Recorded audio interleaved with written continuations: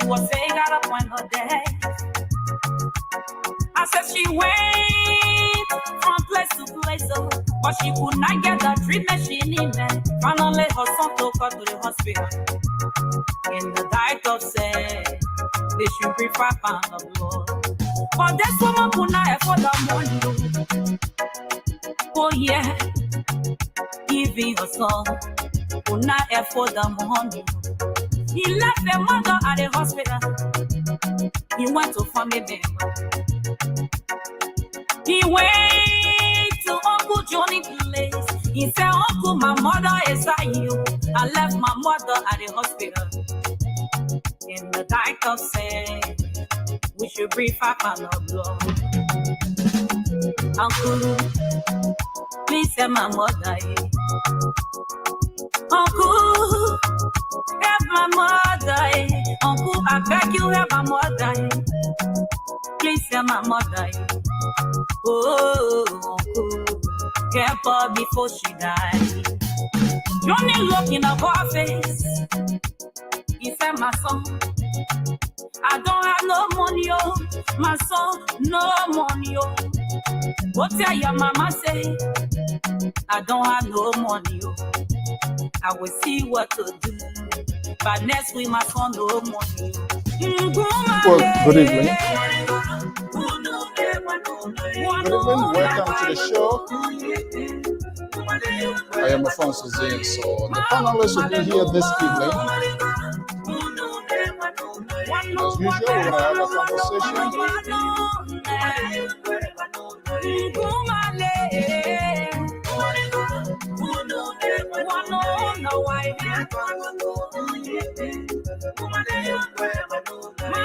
All right, let's get a program going. That is unfolding. So we're going to be tapping into the expertise of our contributors, our panelists, and of course, you, our valuable listeners. Today is Friday. Auntie, my mother is dying. I left my mother at the hospital, and the doctor said we should bring 5 pounds of blood. I have come to beg him. Auntie, help my mother. Auntie, please help my mother. Oh, Auntie. Good evening. Welcome to the show. It's very shortly. We're going to get the program going. Enter the house. She brought 500 from her money. She said, my son, I wish you well. I wish you well. Go tell your mama, say, I wish her well. Just hit a share button for us and invite someone that you accompany. Papa was so rich. He was rich. He had everything for his disposal. He said, Uncle, my mother is at you. I left my mother at the hospital. And the doctor said, we should bring 5 pounds of blood. Uncle, please, don't allow my mother to die. Thank you so much. Thank you so much. And that's the beautiful voice of Minister Jemima Walcott right here, fading away on the diaspora informative news outlets. And very shortly, we're going to get this program. And I'm going to say welcome, Aaron, to Jidman, Jay, and Trey. Nelson, you are our prompt and valuable listeners. Let's get the program going. The evening is fast spent. Too much is going on. We can't keep waiting to see what is happening in Liberia. Who are those perpetrators? We're going to tap into the expertise of our contributor here this evening.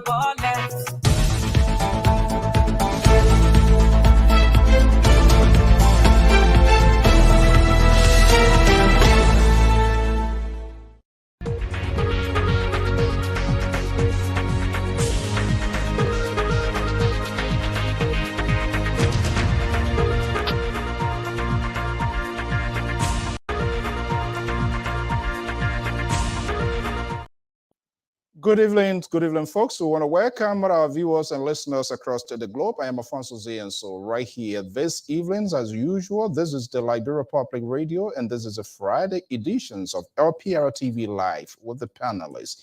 The panelists will be here. We're going to be discussing a wide range of issues, and of course, the burning one is, how does guns get to Liberia? For what reasons? What is the purpose? A lot of questions unanswered. A lot of questions. The press conference was held, but I'm not sure whether all of the basic questions were answered. So we're going to try spin around that. And of course, you also going to be part of this conversation here in tonight's edition. So we try reaching out to authority, but people are still tight-lipped. And hopefully there are other folks with the expertise. We ask 1 or 2 persons to join us here with the panelists for us to have this conversation, their take, and all of that. News making headlines in Liberia. Is there another political ploy or distraction?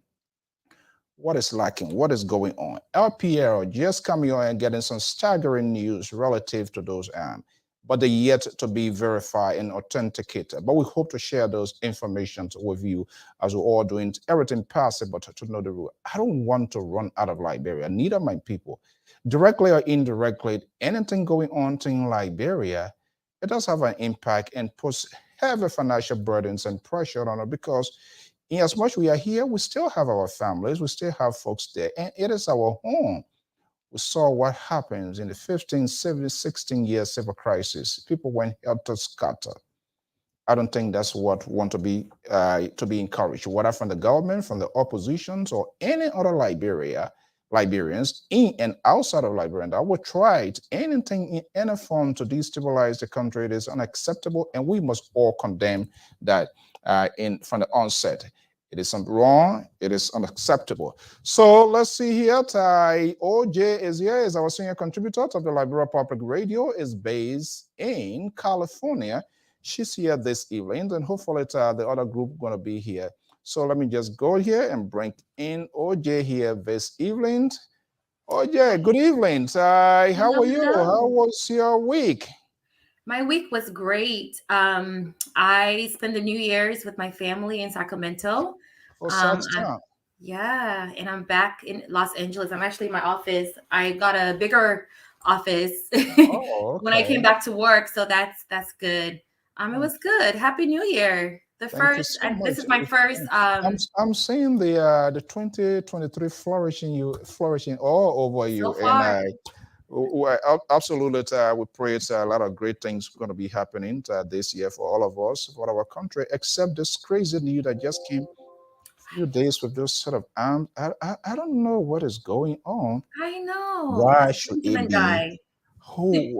There are a lot of questions here. We'll try to dance around it. We'll try reaching authorities as well to get a first-hand information, not just to talk about it, but people are still tightly. But we always try to figure out to see how it looked like. How was the New Year celebration? Anything extraordinary? Anything special? Something new happening? Every year I make it an effort to bring the New Year in church. So I went to church, my home church, Friends in Jesus. Shout out to Pastor Timula. I've been in that church since I was 12 years old, and I'm 31. Really? Wow. So it's my home church every time I'm in Sacramento. So it's only right to bring in the New Year at church. Wow. I don't feel comfortable bringing the New Year anywhere else. And yeah, I think that's a very good, wise decision. All other days, man, when we do it that day. Unfortunately, my New Year, I have to spend it, I don't know, on the clock. That's this country too. Sometimes, man, it dictates to people. People don't, because you got to catch up with a lot of things. But but overall, at least you got the holiday pay, right? Don't go there, please. So it's a win-win situation. It's a win-win. Oh, you got it right. Okay. So in America, you get time and a half for holiday. Time and a half, yeah. No, but let's leave it that way.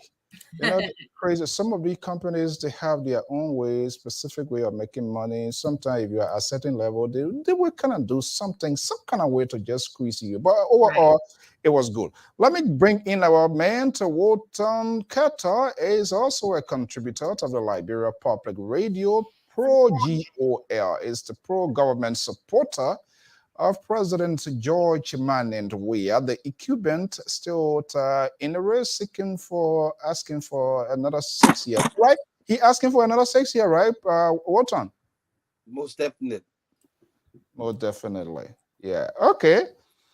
To our many viewers, we say welcome, good evening to our own sis, Fameta, welcome, Anthony, to Amandu, Sophie, and all of you great people. Okay, so hopefully the rest of the group going to be joining us here. Let's start here. Can you use the camera much better to Wharton? Yeah, I'm trying to fix it.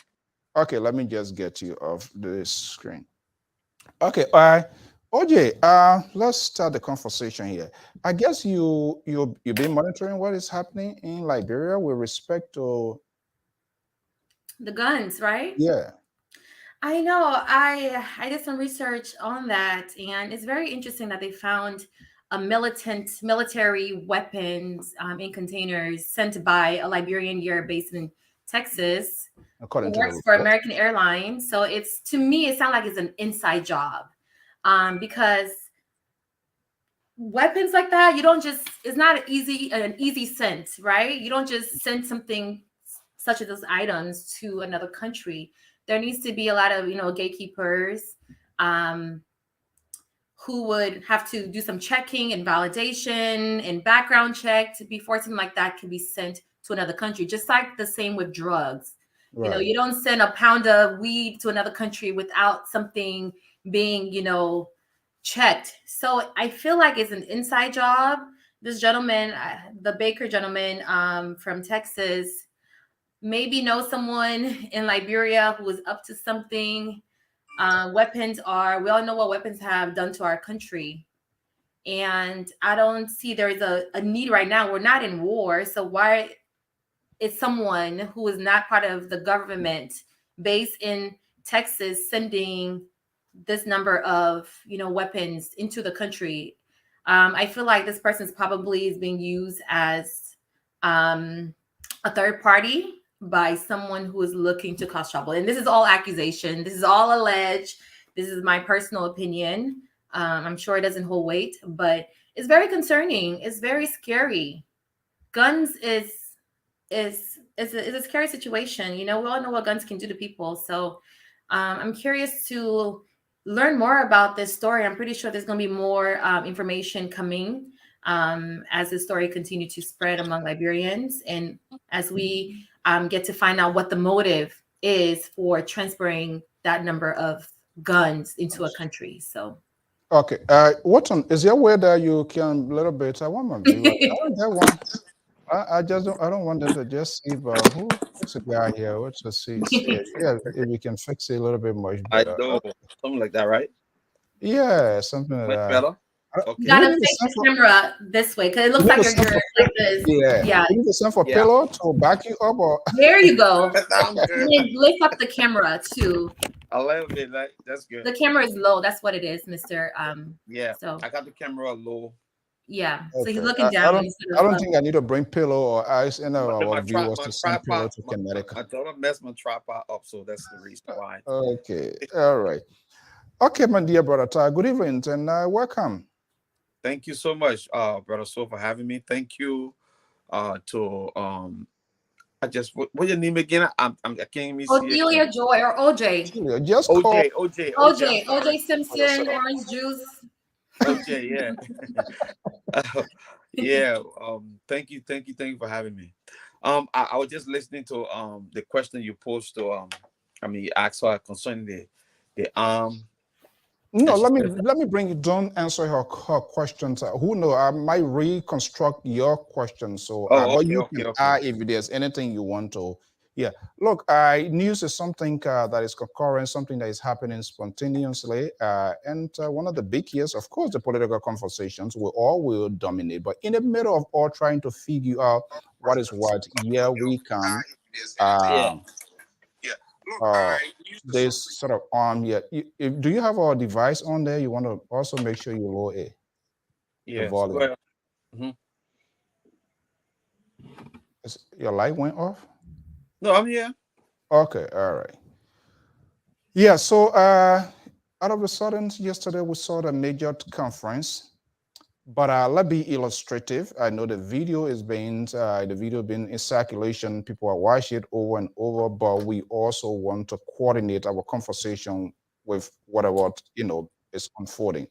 So, courtesy of our sister network, in Liberia. Oh man, this conversation is about to go downhill. The liberal progressive is here from California. I don't know how is he.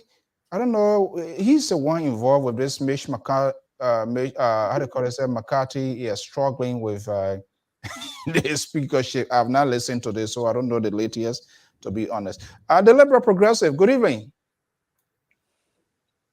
We're not hearing you. As usual. Good evening, sir. Good evening, Madam, Mr. Good evening to all of you. Good evening. And There seems to be a real life in you this evening. Of course.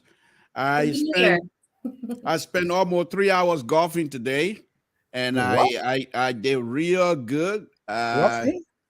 Golfing, yes. Oh God. on the internet. How do we believe that? You have any picture to show us? I'm going to show you my video one of these days, the video that I made back in 1989. I'm talking about today's event. They say one of these days. Okay, well, good evening and welcome. Thank you, Mr. So. Okay, we were in the middle of it. Everybody's saying that this is a talking point. This is a soundbite. Interestingly, we are getting some information. The authenticity of those information is yet to be verified. We try to reach out with authority to get a tip for them. Everybody seems to be tight-lipped. We will get to that later on, but let's start here. Courtesy of our sister network crew in Liberia, they're doing an extraordinary job.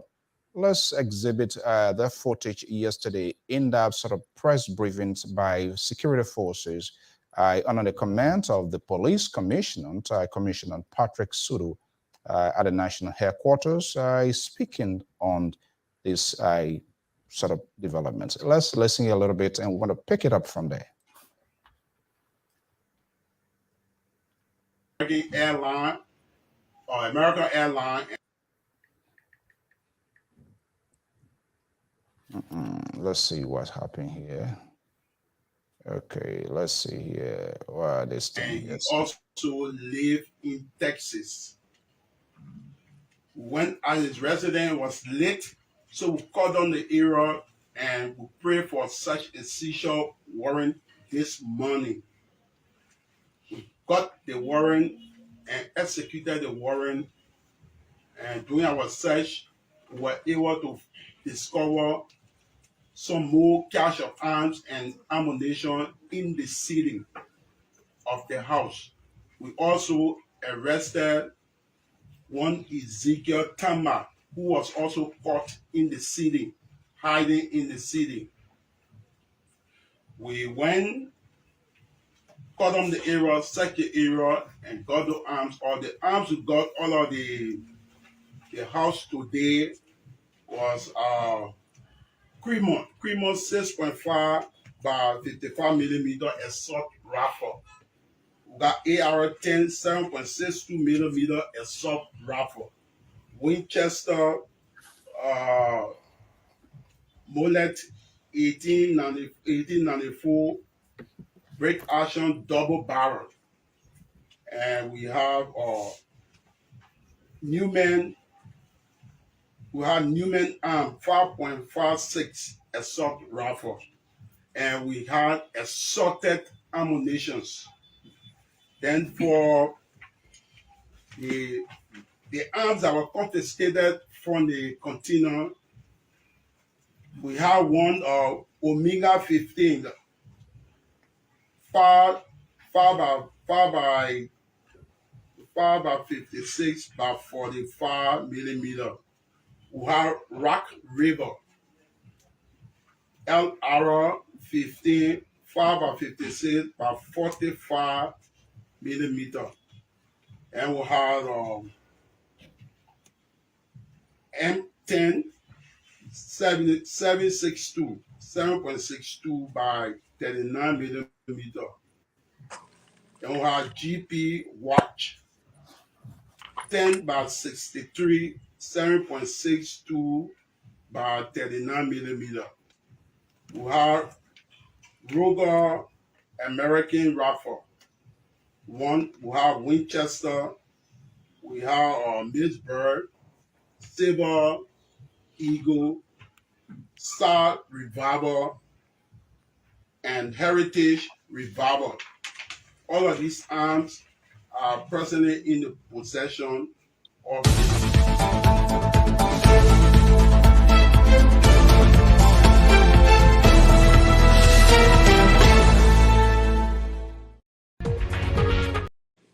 All right.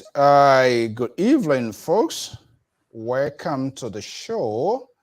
That was the briefing there by the police commissioner to one of the highest security personnel to Republic of Liberia, addressing to Liberians, not just only Liberians, the nations, members of within the diplomatic enclave as well, making that announcement there. Okay, so we talked to somebody with a vast experience, security background to help us here as we navigate here with his experience. He's been involved, did a lot of proposal in past governments, heavily involved. You got a good security expert to use here. Let's bring in my own friend, brother, formerly of the Ocean State of Rhode Island, Moses, and where he's based in Delaware.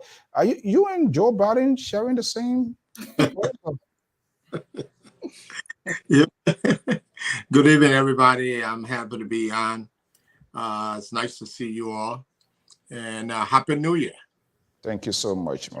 All right. Okay, there you have it. I reached out to a friend and brother with a vast experience, security background. I'm not going to go into details of that, but I know somebody who is welcome with all of this kind of stuff as we try to push around here. The liberal.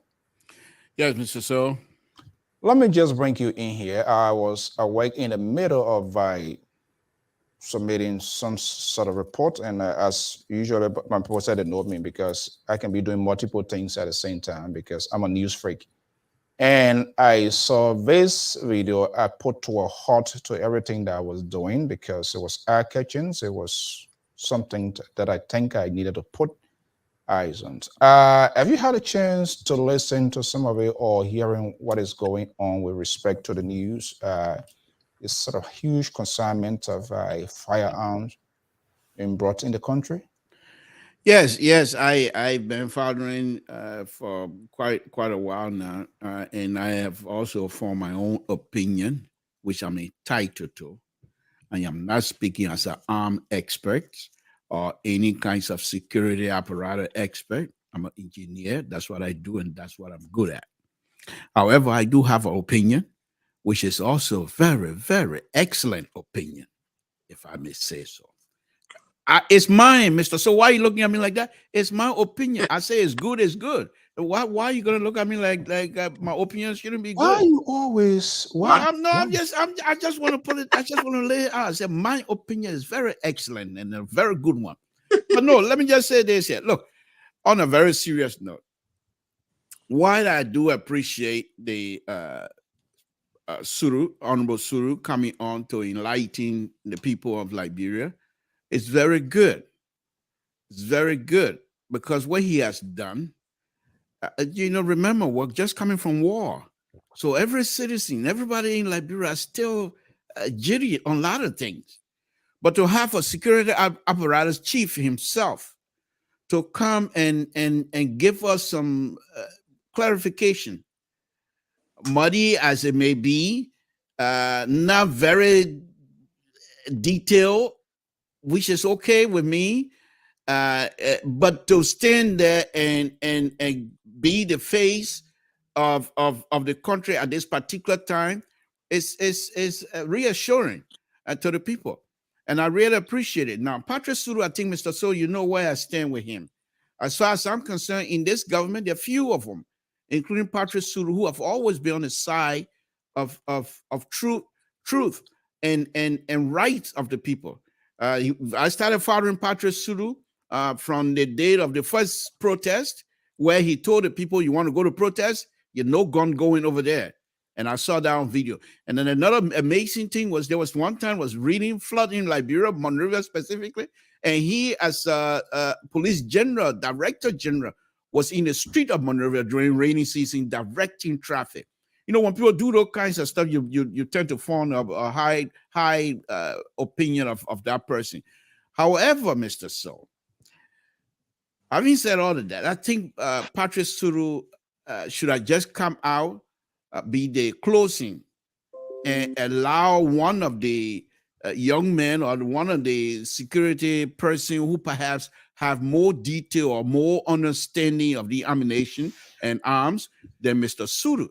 Because if you start eating, you're describing guns, you're supposed to be police chief, and you're describing gun, and you're going, that is not, it's not, I mean, just the uptake alone, it wasn't pleasing at all. And I thought perhaps if I was in his shoe, I probably would have been the one to close it and let somebody else, people who are truly involved and have the understanding of these weaponry and how they function, come out and give some details. Then I can come in as a chief to close it. But besides everything else, I think other than that, I think he did an excellent job. Now, let me close by saying this. In the scheme of things, I still say for this whole process here, if they go deep into it, they will find out that whoever it is that doing it have no nefarious motives whatsoever. I don't believe that a Liberian was shipped gone to Liberia for whatever reason, except to do business, illegal business. Now, but to say that what I've been reading on social media, formulating plan, whoever is planning this, nobody planning fasting in our country. Nobody. We will have an election, and the election will be peaceful. Nobody planning anything in our country. All right, let's be succinct, and who knows, other folks going to come in, so we're going to have enough time. Okay, Moses, I'm not putting you on layaway. I want you to gather all of our talking points, and then you're going to put the cap on the head after I get the views, opinions of the analysts. But we're just warming up. Now, I put up the video excerpts of it. You listened to the laborers. What is the cutting edge here? You want me to come in? No, I'm talking to OJ. OJ, are you there? Sorry, I didn't hear my name. I'm so sorry. Yeah, sorry. So I said we started all warming up. We played a little script of the video just to get the public, even though it's out there, to know it very well. Or you listen to the liberal own analysis, which he strongly have a conviction about it. But I was just asking, what's the cutting edge here? What's your? I definitely feel that this is very scary to have guns be shipped to Liberia. We all know what guns have done to our country. We're still suffering to this day. Mr. Liberal has said that he doesn't feel that something is brewing. It's probably to do business. I disagree. I really feel that this is an inside job. People are starting to start drama. I don't think it's for business. When the gun in Liberia became something lucrative for people to start business, if that was the case, we would have seen multiple businesses, gun businesses, open in Liberia. But this is the first time I have heard or seen guns like this, guns that are very military based, be shipped to Liberia. And the person who is, I guess the name is linked, Mr. Baker, based in America here in Texas, is responsible. And it just feels very iffy to me. I do feel that there is going to be some kind of drama. And I'm really, really happy that the Liberian National Police Force was able to find those containers and confiscate it, because who would have known what could have happened? From my knowledge, I don't think Liberia has any gun laws. I don't think Liberia's have any, we can hardly deal with just basic things. So imagine if guns would just be given out to just normal people, what could happen? But it's definitely an inside job. Someone has something to do with this. Someone has something to do with trying to potentially start some kind of war. And I pray against it. I really hope that this is not the case. But I'm, again, very grateful that this was confiscated, because who would have known? Who would have known? We would have probably be in some deep water. And I really hope this Baker gentleman is prosecuted. They did mention that a few people were arrested, which is good. But there needs to be some deep punishment for whoever is responsible for bringing this gun into a country where we are still struggling to build after 2 civil wars. Okay. Let me go to Connecticut, where our contributor is a pro-government supporter, GOL, and he's based in a state where constitutions is highly regarded. And you don't just mess when you're passing through Connecticut. You got to be careful, because other than that, before you get home, they're going to send one fat ticket to you. Wharton Kettle, let me just bring you in here. You've been following the scenario since yesterday, conversations on various network, depending where you go. Of course, politics would definitely be incited into this. But as a pro-government supporter, saying that monitoring news coming here, what is running through your mind? What's going on here? Well, thank you so much. I will speak for not for what people saying, but I would like to speak from a logical point of view. I think the security came out with a statement. There was a container that was such. They got a lead from the counterpart from security intel and all that. They searched the container halfway and they found arms and ammunition. The name on one of a couple of the boxes or barrel that they took the arms from. They were able to contact the individual. That name were on that identical part. And they phoned her. They also contacted the broker. They arrested the broker and the lady. Through interview or investigation, they were able to go to this guy they call Baker House, where they found additional arms and ammunition. And the investigation is ongoing. I will ask all Liberians to remain calm and wait for the investigation to unearth the motive, to unearth how it got to Liberia in the first place. Because I mean, if you buy arms from America and you don't have legal documents to ship it to Liberia, because remember now, ECOWAS has a law in West Africa that you cannot bear arms as a citizen except it is government or security, and it's being given by the government. Every arm that is even assigned to government people, the ECOWAS have the serial number for that arm. So if somebody is sending arms through containers to Liberia, whether it's for business purpose, illegal business purpose, or whatever, I think it's dangerous, because if they land, like the Inspector General said, if it lands in the hands of somebody bad, they could do something very bad in that country that would turn our country upside down. It only takes one crazy person to shoot a political leader or try to assassinate our president. Our whole country is going back to square zero. I mean, you know, and that's the scary part of it. So I'm going to leave it as it is until we can get sufficient evidence, because people giving their own theory. Oh, government brought in guns to make the process go scary. Opposition did this to make. No. I'm not going to go there, because I will be only, adding more fuel to the fire that is not necessary, and let the security people do their work. I'm sure at the end of the day, the individual who is responsible to ship those things will be arrested in America, because it's a strong lawyer. Regardless where he is, he's going to be arrested and he'll be turned over to the proper authority.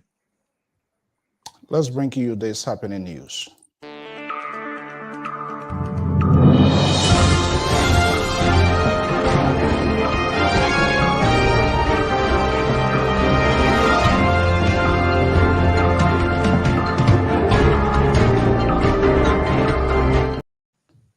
Okay, good evening, folks. The conversations is getting much more serious. We are getting unconfirmed reports. However, those information yet to be verified and authenticated by state security. We are now hearing those guns. They were bought 2001, and more or less from Israel. The question becomes, who is the buyer and who is the sender? Those questions, I was a little bit disappointed at that press briefing. Nobody raised their question. I'm going to be Moses, I'm going to be bringing you with your vice experience in this sort of stuff here to help us out here. But let's set the basis of the conversation. I'm an open-minded guy, free thinker. We saw what happened in MMD Flanzamiton case. Liberia is, the border is wide open. We saw what happens when Taylor Cross uses Butuo. We saw Kwiwongba and all of those places. What I do know, there is an embargo currently on Liberia, embargo. It's very crucial. It's very cardinal to this conversation. Helen Johnson Sirleaf did try to get with Uncle Sen to have that embargo lifted, not yet. It is only the government of Liberia, but with the embargo, only the government of Liberia has the authority to bring in anything that could or potentially with the ability to defend and protect the motherland. And that can be done through either the airport or the seaport. They are in charge. The question now is, how does things get to the port? People of interest and a lot of news will reveal anything you buy, if you're mailing a letter here or anything here, there is a sender and there is a recipient. So we need to know, first of all, in as much those informations were provided lengthily by the police commissioner, which we appreciate, we do not know who is the buyer of those arms. We do not know who is the sender of those arms. One person can buy, another people can do it. We didn't see the bill of sale, because if that container gets there, anything that gets to Liberia, there is a bill of sale out of transparency on all of that. And I'm wondering why people who we saw what happened when Taylor crosses the border. We saw the ammunition that were used to cross the border, pistols and all of these weapons here. Is that strong enough to unseat a sitting government? What is happening here? If it is true, and we're waiting to see what Uncle sent eventually, because those guns, according to folks that we talk to, more or less, they are Jewish guns. They are not, or many of them are not. The bullets did not match with what they are saying.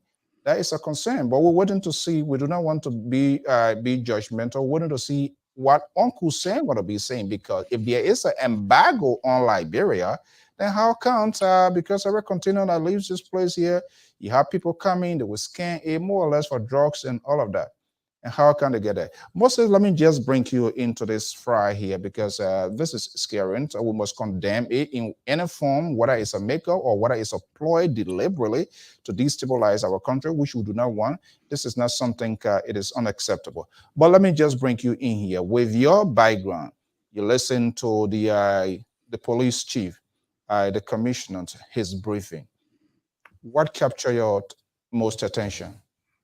Well, let me first start by saying that, the Liberal and OJ and Wilton, thanks for your insert. And I think these conversations are needed so that we can respectfully discuss these things and see how, whatever is going to happen can be prevented. My first reaction today was that listening to the press conference, I thought that press conference was prematurely held. It was prematurely held.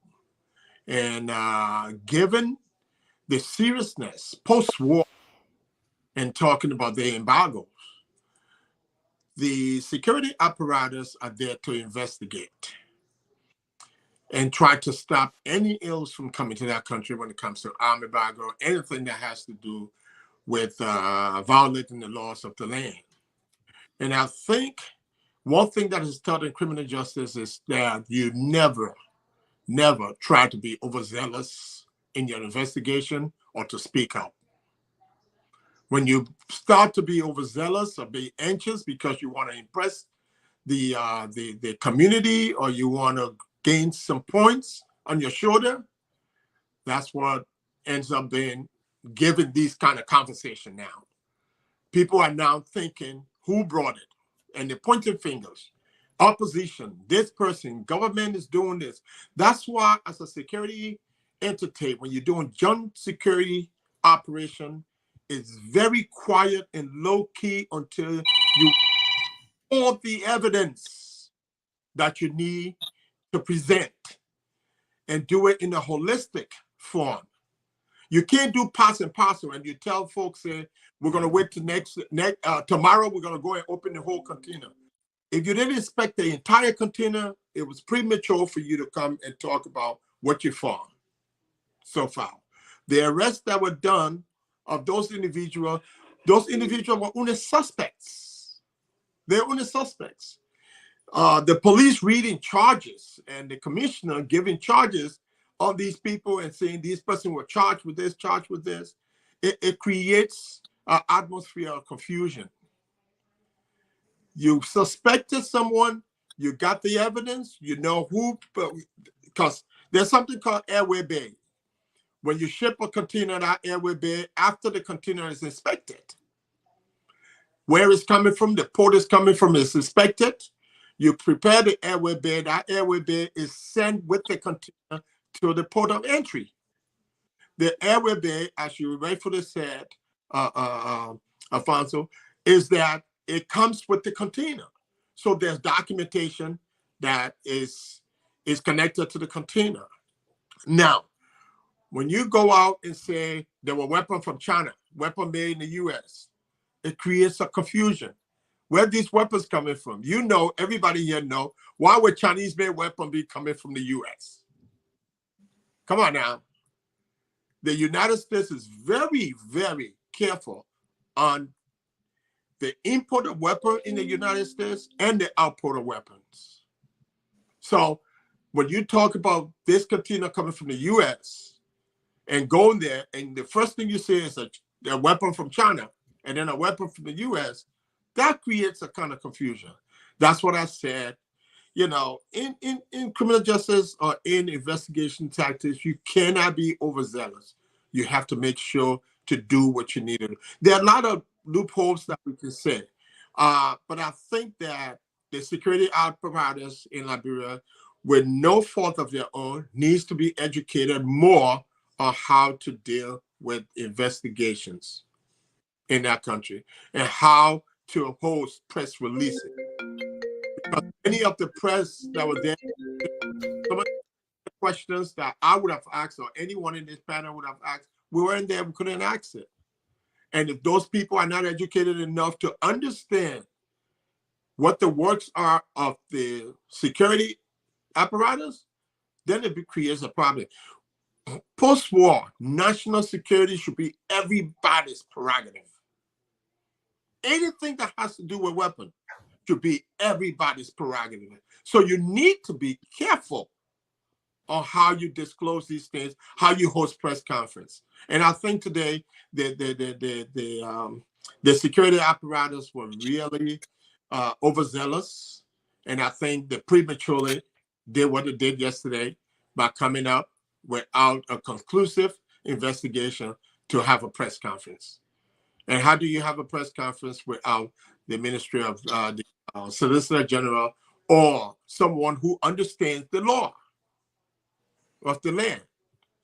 You see, what you see here in other countries, that's what, you know, you need to understand best practices. You need to learn from other people how to do things in the 21st century. You don't see people having press conferences without all the apparatus and prosecutors standing right there, because it has to do with the law. It has to do with the law.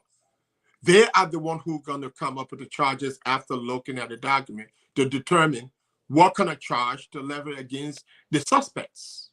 So by virtue of that, you do very little talking, you the investigator, do very little talking until you have all the evidence presented to the process, to the Attorney General's office and what have you. Let me just say this. I respect all the police directors in Liberia in the past and the present. But there's one guy that stands out for me, two guys that stand out for me.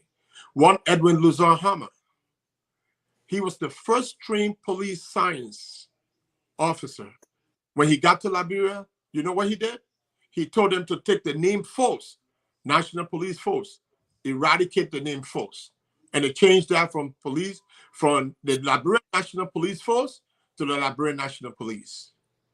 And he said the police department needed to be a total anonymous entity from under the Department of Justice. And that's why here you see in developing countries, they have a public safety commission that the police force under.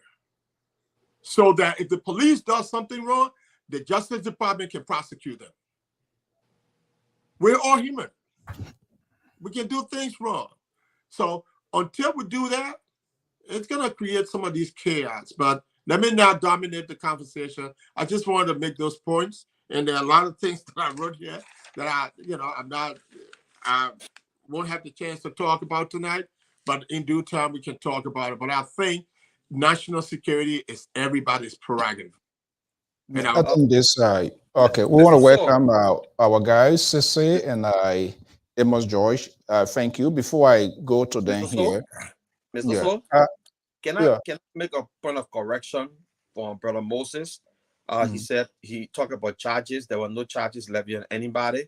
The police said, in fact, Patrick Solu said they generally asking about charges. He said we are not interested in charges right now. We're trying to investigate to see the intent of the weapon, where it came to Liberia for, who it for, and where it came from and all that. He never talked about charges. There were no charges levied. And you were talking about people with, let's say, the lawyers should be there, all that thing. We be in America, yeah, we see when like gun shooting incident take place in a school or everything, we see the police chief, maybe the city mayor or whoever stand over there and give The district exactly. Anthony. The district Anthony always there. Attorney, that's the process. That's what he's making. But if you listen to the video, he did mention charges. No, there was no charges. I listened to the whole thing from the start. Well, I think I heard something else. It was about the logging company. The charges were about people doing illegal logging. Okay. So, all right, let's get to the conversation, guys. Welcome. I think this is more or less, this is more or less serious because if this is not properly addressed, the fate of the election is at stake, and we don't know then peaceful. We don't want that. But Moses, let me just ask you.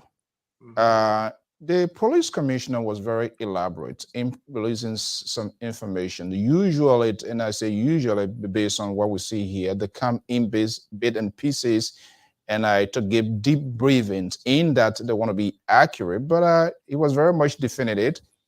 He identified where the consignment came from, the person, and all of that. Who the person that was receiving it.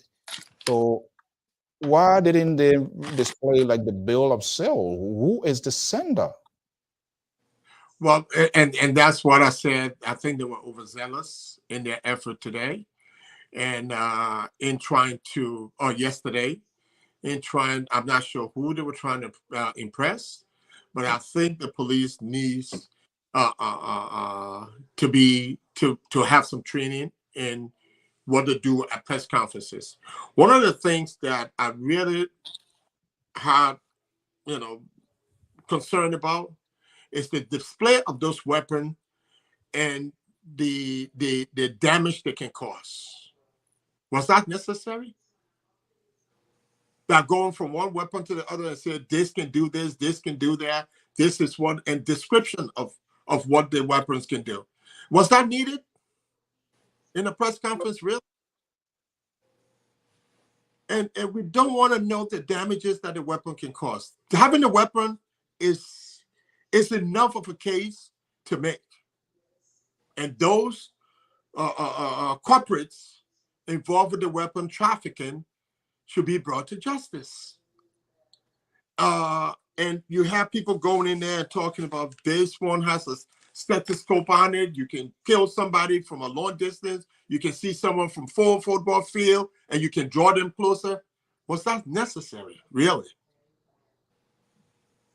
Those are the questions that I ask myself, whether those were necessary. And my brother just came out and, I stand corrected, But I think the press conference were two separate press conferences that were mixed in there. The first part of it, I couldn't understand what they were talking about. Thanks for correcting that with the shipping of whatever. And then it just went to the police, to the weapon. So that again was confused. That should have been two separate press conferences. You see, so our police, our security apparatus need to be trained to not be overzealous in their presentation and to be thorough in their investigation. I rest.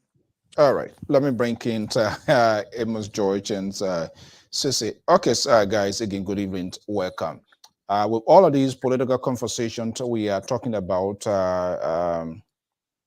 in the absence of peace, we can have a peaceful democratic change or transition. So we all must be concerned with what is happening. You listened to the conference yesterday, and I was just outlining some stuff here. Government is the only entity that should bring in weapon, if there's a weapon, to come in the country to defend and protect the motherland. But what we do know is the embargo is still in force. And those weapons, our understanding, they came through the port of Monrovia. So there is a sender. When I'm sending the mail to you here, I will want to make sure you need, because I know the value, whether it's bad or not, there's a value. I want to make sure of your address, the zip code, and that is even delivered just right in time. We're able to know, we're able to identify some people, but we still do not know the buyers. So how did it even get from the port is being reported from Texas or other places to get to Monrovia? Let me bring you in here. Listening to this conference, and we are just looking at from prior history. We know what happened from different MMD, Flanzamington case and all of that. I'm not saying it's one of those here, but we are trying to open a corridor here to have a broader conversation. What was your first instant yesterday? I said, listening to that press briefing and the information provided by the police commissioner. Hi, everybody. Hey, Moses, nice to meet you. My sister OJ, the orange juice is still good. It hasn't been poisoned yet, just so you know. Hey, welcome, my man. I'm texting you today. See my hand? Don't lie on me, say I'm texting you. So, the Liberal and Jonathan, how you doing? I'll keep my hand at the all the time I'm talking my head, but two ever be like that. Oh, you might finish saying the tell before he telling you, eh? Yeah. Wait on ahead of man. We are all interested in, for some of us, not all of us. Some of us are interested in changing political leadership in Liberia come 2023. We can all disagree on who has the best dream and vision and mission and intention to chart the next 6 years of Liberia's path as far as the presidency is concerned. What we cannot disagree on as patriotic Liberians is that the change has to come through the legal constitutional process. Nobody has the right to infringe, because trying to bring weapons into the country or trying to manufacture that weapons or bring to the country, whatever narrative we believe in, nobody has the right to threaten the security of our people to go and cast their lot, their faith. Because according to one pastor, a pastor who's not a senator here, he said, voting is like faith. It's like you're going somewhere because you're putting faith in something. You're telling somebody, with this, I put my faith in you that the next 6 years as a president, you will make decisions for me and my children and my children's children and for their future, that you will put them first. And so everybody should have the right, every Liberian should have the right to cast their faith without duress. Doesn't Yes. matter if you opposition, even if you're my guy that I support or the president. I think we all should be running towards peace and peaceful elections. Having said that, there were a lot of mistakes. But I want to try to be a little bit to presume positive intent. Okay. And I might not be right, but I want to presume that Patrick Sudu and the Liberian National Police have nothing to gain in scaring our people. Because when you scare your population as a police, national police, you create more work for yourself. So I think that looking at the fervor in the country, the vitriol at which we communicate our political differences, and the charged environment that is our political system in Liberia, especially getting closer to elections, has led to this false start. When you put this in context with the speeches, the utterances by the chief of staff of the armed forces of Liberia, and you draw a line to what's happening, it is scary. It is very, very scary. If I were advising the police chief as a political advisor, I would have hoped that that press conference would have been made in tandem with the National Security Agency and Musadin. They all flank Musadin and they discuss it, because this thing is not just a violation of the small arms embargo, right, which is a billable offense, right? Because when they got the gun for Yege Korubaka and the protest the last time, that was a billable offense. This breaks a lot of international laws and embargoes, ECOWAS embargoes and the United Nations embargoes, and it threatens the national security of the state. So to have seen police officers handling evidence without gloves was disheartening, because now you create the situation where people would not trust the outcome. We know in Liberia, ordinarily, people weren't going to trust the outcome anyway. So I don't think the police should have given them the ammunition, and I think this is the wrong word right now to use, given what is happening, but they shouldn't have given them any reason to doubt their outcome. So what I've said is that, they released way too much information way too early.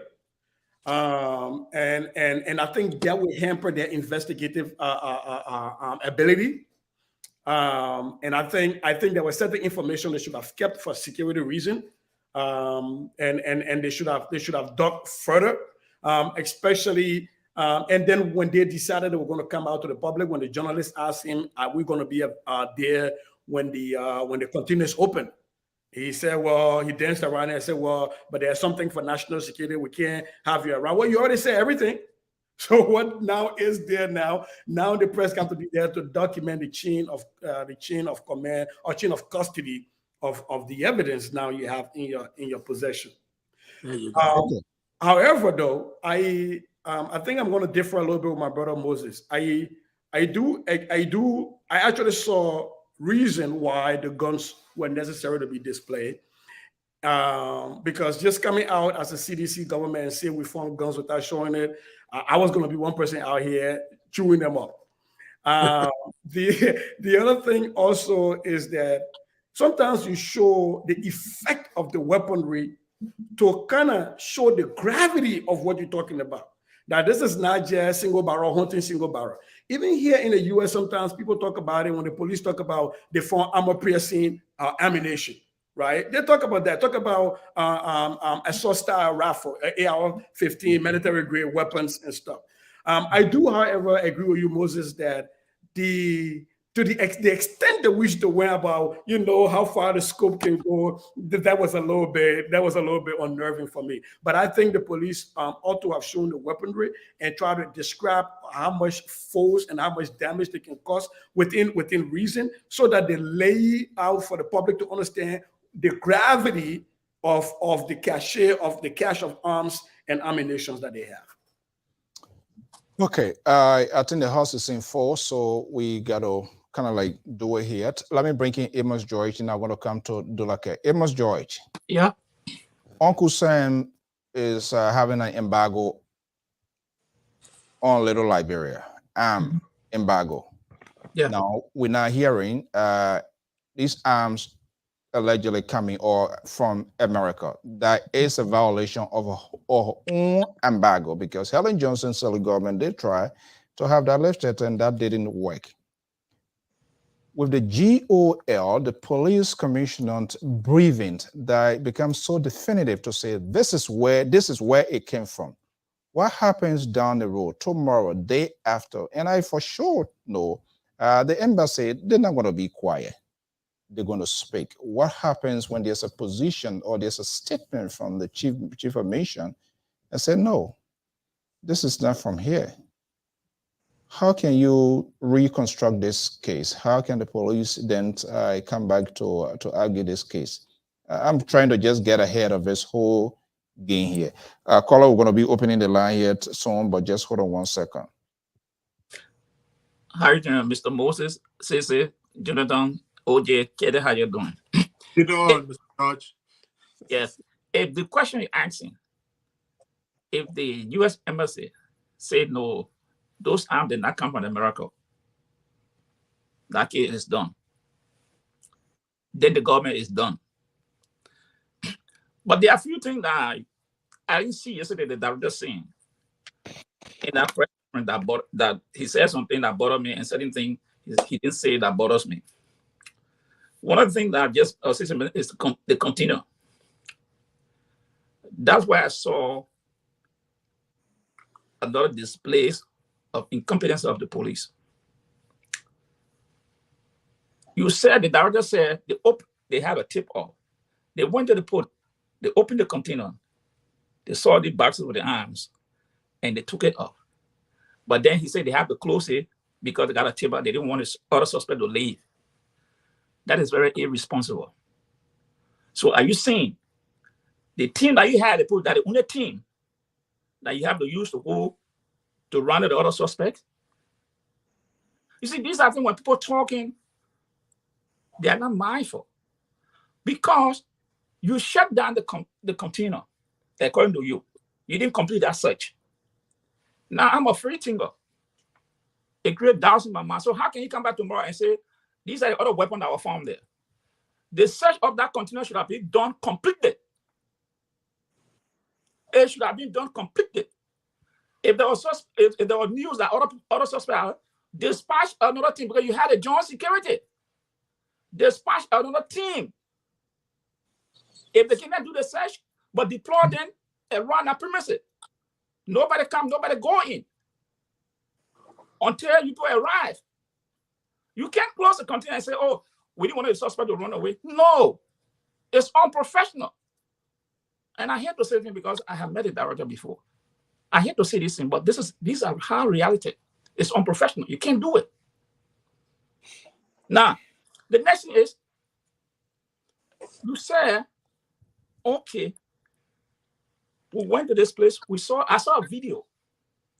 Someone was in the attics and taking the arms from there and passing it over. No gloves, nothing. Holding the arm and just passing the other man. Oh, they're on that. Oh, the AK-47. Oh, yeah, they put it down. The question that comes to mind is, were the serious number of those arms taken? Because all the guns got serious numbers. All of them, they have serious numbers. It can be traced from the manufacturer. Where it was sold, you can trace it from that serial number. He did not mention those things, and the gun was just handled like that. You are already tampered with evidence. Because if you use the gloves, there's possibility someone just touched that gun, the fingerprint will remain on the arm. When you fingerprint those things, you can be able to try to trace the people. If you catch people, you start taking the fingerprint and matching it, you can identify people from that point. That was not done. Then he said another thing. All the ammunition is here. None matches the weapon here. But we think there might be somewhere else. Why are you thinking like that? Keep that as part of your investigation. Okay. let me just close on this. And one of the ridiculous things he said that we are now going to search every car in the street of Monrovia. What's the evidence you got? Are you seeing the suspect you go talk to said that all the cars in Monrovia you should search? No. It should be narrowed down if they give you any information. Like, what is the make of this car? What is the color of this car? So it was such this is the particular vehicle we'll be looking out for. Not everybody. I think the Sue overreacted, and we don't have much time. But some of the statement he made, I think it was out of line, completely. Somebody had nothing to do with the investigation. Yeah, just to, in the interest of fairness, we'll try to reach the police authority today. Place multiple phone calls up to this time. Everybody tightly. Janitor, let me just bring you in here quickly here. Janitor, are you there? Janitor there. Do like it. I mean, you see ENC never phone. Look at that. You know, I was having a conversation. I think everybody getting serious, but let me just poke in this here. All of these major political parties, right? They get their own spoiler. They get their own spoiler. When you go to ANC, why are you gonna pick on Janitor? No, not Janitor. I say all of them. Don't worry. I come into everybody. When you go to ANC, we don't hear about Louis Brown in a few days since the whole 70K. All right. When you go to Boyka there, Costa is his own design. You can change the whole conversation. I'm coming to it. That's why, because everybody seems to be serious now. So we got to create some excitement here. And then when you come to CDC, the mayor is on the same Nathaniel McGee gone. The mayor is the guy that is in this is the center of gravity right now, Mayor Koji. But Janitor, let me just come to you. You as a Liberian, without inserting greater portions of politics into this thing here. First of all, I did a tweet yesterday. I said it's a disgrace, it's disaster, it's shame. Those people must be shamed, whatever way, whether it's employed, because I know I went through gun. I was in the country when it happens. I was at the free port of Monrovia. I was one of those who turned to a mass choir when Prince Johnson, IMPFL people entered the LPMC warehouse. And the story is an endless story. We all know. So for anybody in any form, anywhere outside or inside of Monrovia, and this is where this whole thing comes from. The minds is also placed with crazy things that go on. When you listen to our leaders, and this is no justification, but good thing doesn't come from out of their mouths. The both government, the opposition, every day, blood will share, we will fight, we'll do this, we'll do this. Now, here we are talking about these sort of dangerous weapons. It's troubling, especially ahead of a major consequential election. Janitor, let me just bring you here quickly here. What is your own instance listening to that press conference? Depending where you go, when you go on the side, they will say opposition. When you go on the side, they say it's a government. Yeah. Crazy situations. Yeah, let's hear from you quickly before I go to First day, are you getting me? We're getting you loud and clear. I think the Lagua internet. We got the Lagua internet follow me in America. What? ANC will join their support? On a serious, the welcome Moses and Dada Keta, and to all of the distinguished colleagues on the show, including OJ. There are a few things, and very quickly, not in any particular order. Weapons, money, and chemical for different industrial purposes are very cardinal issues that when passing through the port of entry of our country should be to the knowing of the National Security Agency of the Republic of Liberia. It is very important. It is so important, and it was the basis on which we protested for the manner and form money that were brought into the country were surreptitiously conducted, and up to today, we still have some of the debris on our economy at different levels, and we can point to that at another time. But for me, I don't see it like many others will say we've gone through too many things, and using this thing as an alibi against government or wanting to use it against people who may be perceived or fear tactics into politics for the 2023 election. Excuse me, I don't see it as a major issue because I think it just take away from the our sense of belonging. But a country that can have 100 million of illegal substance called drugs enter that country, it's a clarion wake-up call to the extent to which those who tip us had to be our bilateral partners. The same group of people at another government armed that sanctioned 3 of our officials that we are unable to beg them to enhance the investigation. It tells us there are too many things on the way. Now, if we go to the scientific and investigative standpoint, like George squarely placed it, we have destroyed crime scene in this country in Liberia for too long. You remember the first group of police officers that went to Princess Copper, who died suddenly at the David Junction.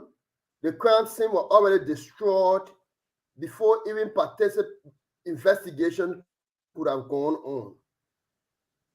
You follow carefully the armed situation, and those who are handling it, as Pajor said, nobody carried gloves. There was nothing to preserve the scene.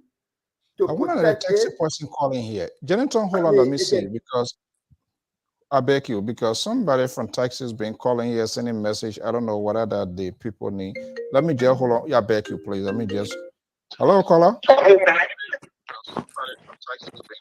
Can you lower your monitor, please?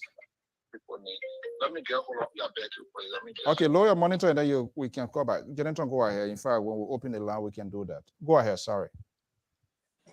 So there are lists of investigation. Today we are only talking about arms, and so we are treating the situation, and thank God to the platform, and thank God to those who discover it.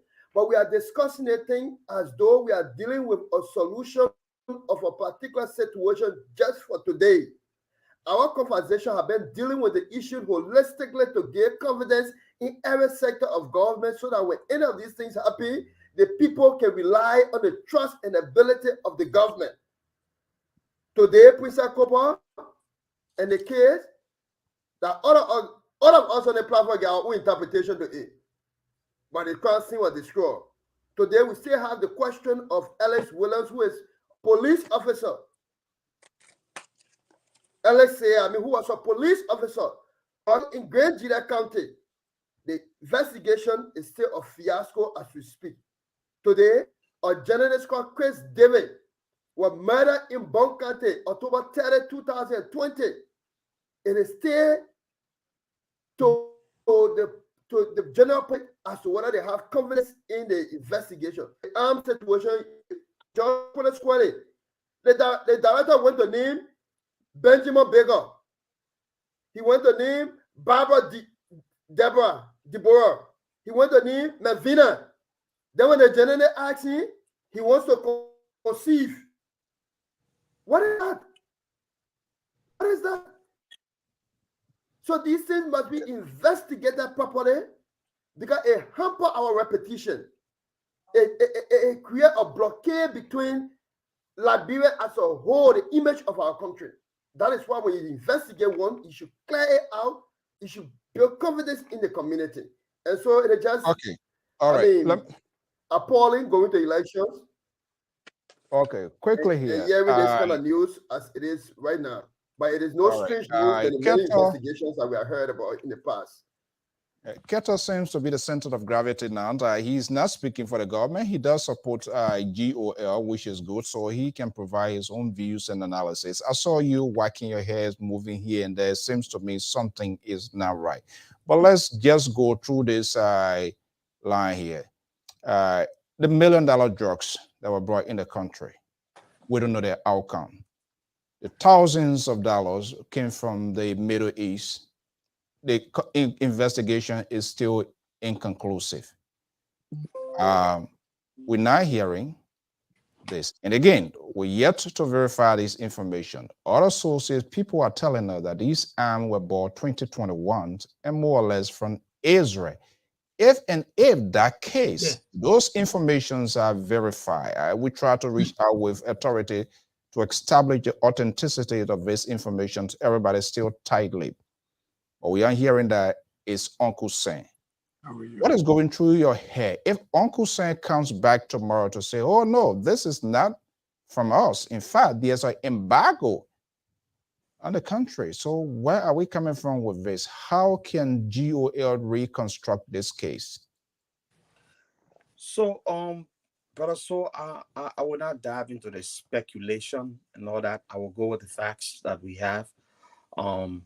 I think that the American government, Liberian government, work hand in hand when it comes to human trafficking, when it comes to drugs, when it comes to these things such as arms. This is not just the first time America being cooperating with Liberian government in intel. The $100 million drugs that was discovered that came from, I think, Brazil area. The American had a tape on it, and they tip and they give the Liberian government information. They could have stopped it on high sea. They could have even stopped it from the very country it came from, but they allowed to get to Liberia to see. These are things that the people do to get to see where this drug is heading, to see who are the buyers, who are the receiver, where it is, where this drug will finally land. And they tipped the Liberian government or the security, and they were able to arrest the drugs. So I think there are ongoing investigations, and it's not, you see, this is the thing, Mr. Moses, and I think somebody said it was premature that they came out so early to start uncovering a lot of different information that will, have no problem here and in the future on this investigation. But you see in Liberia today, we got so many doctors, so many lawyers, so many professional journalists, so the investigators. The man can be holding camera like they in your hand. He's a big investigator. He knows even more than the investigator. So the thing about it, if security gets information and go do search, and they just somebody on the survey just leak a secret out, it's a whole big thing. They will take it out of proportion. So I think I was shaking my head when my brother was talking. This is not to be politicized. That's the reason why I've been hearing different stories from all angles. I didn't accuse any opposition when I came on this platform. I didn't accuse government, because it is our security.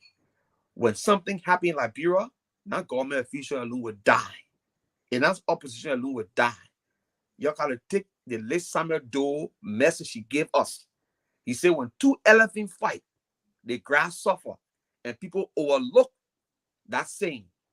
Doe died, I think 1991 or 1990. Our war continued up to 2003. 2003, right? Our war continued. I was in Liberia from the beginning of the war up to 96, when they burned my house down on Randall and Carroll Street intersection. We were in the house when the rebel came and put us out and burned the house. They were going to execute us. That's why George Calando ran away from Randall Street and went across the bridge. Kept us limited on Randall Street, where I live. So we went through the experience. For people to politicize this, it's a shame. There should be no political comment about this. It should be a national comment, a national wake-up call for all of us. Whether this gun was intended, those guns was intended for market to go outside Liberia, or intended for market in Liberia, I think we should condemn it, because the kind of weapons that were exhibited over there, they are dangerous weapons. Dangerous. You can sell it. You can give it to armed robber. Armed robber can take or use marksman gun. Armed robber will use pistol, little machine gun to scare people off. But we should be careful as Liberians to stop jumping to conclusion. Let us give our security apparatus. Yeah, there will be a little bit amateur here and there. Look, my people, we destroy our country. We destroy the intelligent people. I mean, our intelligent people that were there before never passed the knowledge on to the people that are there today. Our people getting training in bits and pieces. You understand? Everybody in the country is some kind of professional. The journalists, the so-called journalists on the street, the so-called film tellers. I won't even call them journalists. The film told us they consider themselves journalists. When they're asking questions alone, you wonder where they're coming from. You understand? So let's be careful about how we take the narrative. At least we got an information. I don't think the Inspector General would be that foolish to say a container came from America, knowing the container came from somewhere else. He said we got an intel. He also commend the American government. Reason is they got intel from here. How you think they opened the container? How they went to the container to open it? How they were able to link the container to the lady who name was on the barrel or whatever? How they got the information to go to Broadway to get this Joseph Benjamin Baker guy? How all this thing happened? How they know the container came from Texas? And we saying the guns was from Israel or wherever. Look, my people here understand. Everything we do in America here, it say made in China. Jordan from America, Jordan in China. iPhone was designed here, assembled in China. Anything you do, your clothes that you buy here, made in China. So it's not surprising. Okay. Mr. Sewell, can I just say something from the security perspective a little bit? Yeah, then I will go to the Liberal and OJ. Yeah, go ahead. Moses. Thank you very much. One of the things I think Mr. Judge and Cece alluded to is that when you do this thing prematurely, it taints your case. It compromises the case to go further. When we talked about my whole issue of saying the description of the weapon was premature is because the magnitude of the weapons that you have, that's where it's in court that you make the case to elevate and to justify the weight of your sentence. So doing it publicly has already tainted the case, because everybody in the streets, like my boy Keda said, is a professional in their own rights. They're going to make their own judgment, and who knows what that's going to instigate.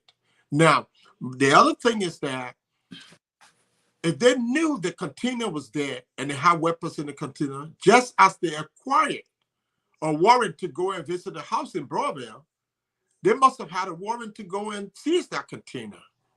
And I agree that once you start to search a seizure a law, I don't know what they have in Liberia, you don't stop until you complete that search. It's the same law.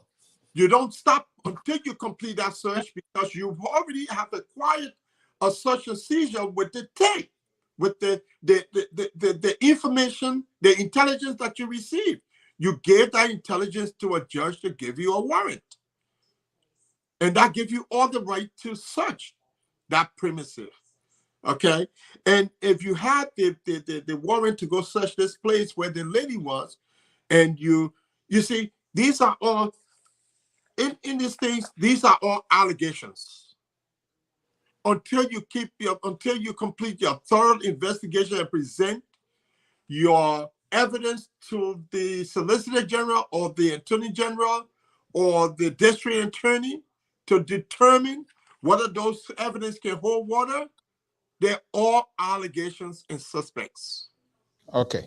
They're all so we just need to make sure from the investigative part, and I agree, some part with janitor, there are a lot of things that are going on, and that we've never seen an investigation come to an end. And it's not just during this administration.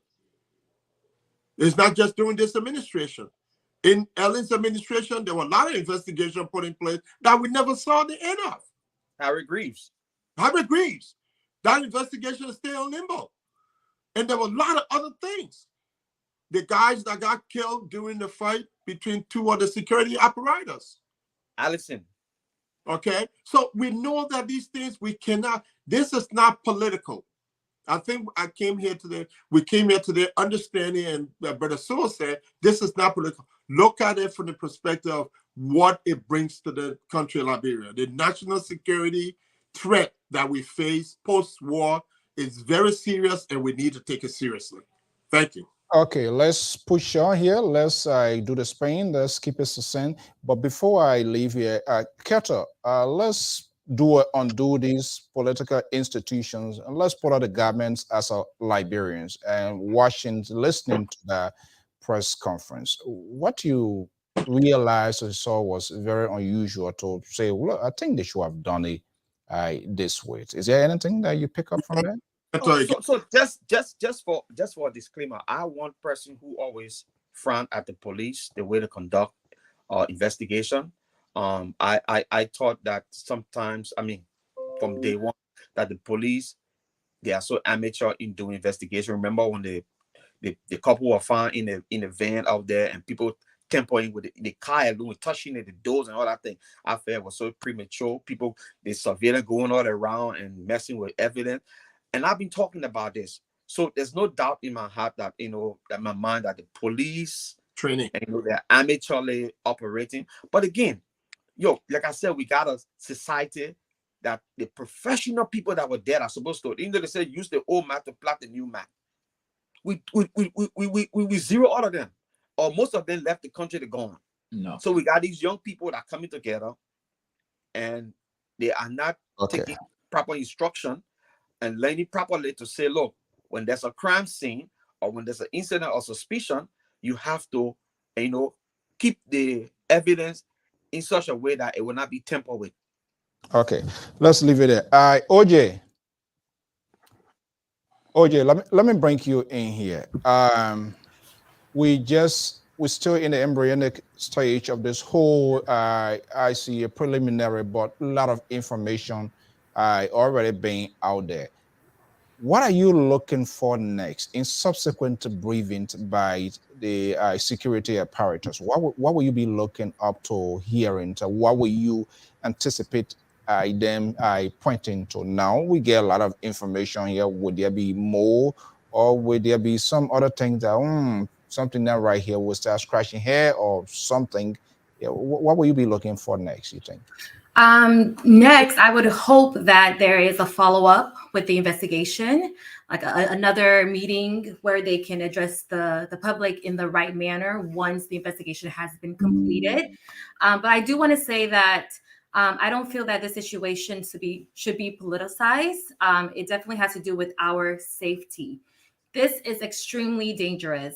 I just had a few questions though. From my understanding, the guns were sent by a gentleman named Baker based in Texas, right? Yeah, according to Allegedly. And he allegedly works for American Airlines. And that's why I feel that this situation sounds like an undercover, there is like something is going on. This is an underwork. Something is happening because this person knows the in and the out to send such items like that to another country, right? He knows how to ship it. Maybe he knows someone who can do something to bring a weapon. That's why I feel like this is somebody who's based in Liberia, maybe with working for the government or doing something, has a lot to do with what is going on here, because it doesn't make sense. And then the recipient, the lady that was arrested, she also needs to be investigated. So I feel like we need to look. Yes, it's important to look at the weapons and what was sent, but it's also important to investigate the individuals, like who these people are. Obviously, there is a name, right? We have names. So we need to investigate to see, is there a connection to, I don't know, anything negative that is happening in Liberia? There needs to be some investigation. And in doing the press conference, I did not hear anything so much about who these individual people were. So if the National Police can address that will be very informative for us. This is just scary. I really hope that they do more investigation. It's unfortunate that we don't really have a strict way to conduct press conferences, investigation in Liberia. I do agree that we need more training, but hopefully this is like a lesson that we can take and hopefully better moving forward, conduct much of a in-depth press releases, in-depth investigation so the public can be better informed. We have a lot of work to do in Liberia, obviously. Okay. The liberal. The liberal hit full. The liberal. The liberal receiving touch. Yes. I see you taking notes. I try to be like you this evening, looking at the tweet, the line here. Somebody, oh, the liberal kicked the can down the road this evening, blah, blah, blah. But that's your view, that's your opinion. It doesn't mean you'd necessarily do it. Now we hearing views and opinions from contributors, analysts. We're looking at the second phase. I didn't hear it. I didn't hear any asking questions of the bill of sale of those arms. Who bought them? There were a lot of information released. We know where it came from. We know allegedly the person who did the shipping and all of that. So the question now is how they got to him before they even arrived in Liberia. So who bought those arms? There must be a document. There must be a trail. There must be a trail there. There must be a document. It's like when EMS or how you call it, Amazon breaking parcel, right? You are the buyer. They're the sender. So that correlation is there. So in as much those information were released today, why we didn't know who the buyers to the do you think we will know it in the next conference? Hopefully the press briefing. Thank you, Mr. So. Right now, I'm just going to be sitting back and enjoying the show. Why will you say back? So I have nothing. I'm seriously doing some analysis of this whole show here tonight. Our time management, our corresponding with each other, our respond to each other. I'm seriously jotting down a lot of notes here tonight. So I'm going to stay out of this here. You guys go ahead. You never started it. Well, what? No, we need to know why you want to stay out of it. Let me bring a case for you. When you ready to sue you. Time to make your case, you don't make your case. You started off here. Brother Sure, please leave the liberal alone. I will take his time. I beg you, leave that liberal year time to somebody. Well, this is strange for the liberal to say. let him take notes. Okay. So tomorrow is Saturday. We know it's not an official working day in Liberia. In the coming week, let's spin the ball around the corner here. In the coming week, Amos George, what are you anticipating hearing from GOL, from securities sources? Maybe next week, because tomorrow is almost like a holiday in Liberia. Saturday and Sunday, nothing will have to be done. So maybe Monday next week get something. But Mr. Tool, here's one thing again I'm afraid of. No, if you are smuggling arms, it will not be like that. You have to dismantle those arms. You cannot smuggle an arm like that. It has to be dismantled. If a government is shipping arms to another government, it's put in a box, sealed, and it's shipped from there to the final destination of the other government. And open those guns will be assembled under the magazine, then will be a part. So those things for those arms to be in the barrels. I'm still wondering. It raises too many questions in my mind. I used to ship before. Now, we had BFA at the time. BFA will go to the warehouse where all the goods are packed. They will decide to open certain barrels and things, and it stay there. Those things go into the container, it lag right there, and it gets to the port. Now, at the final destination, the container, when they get to the port, before they depart the port, the U.S. Customs scans most of the container.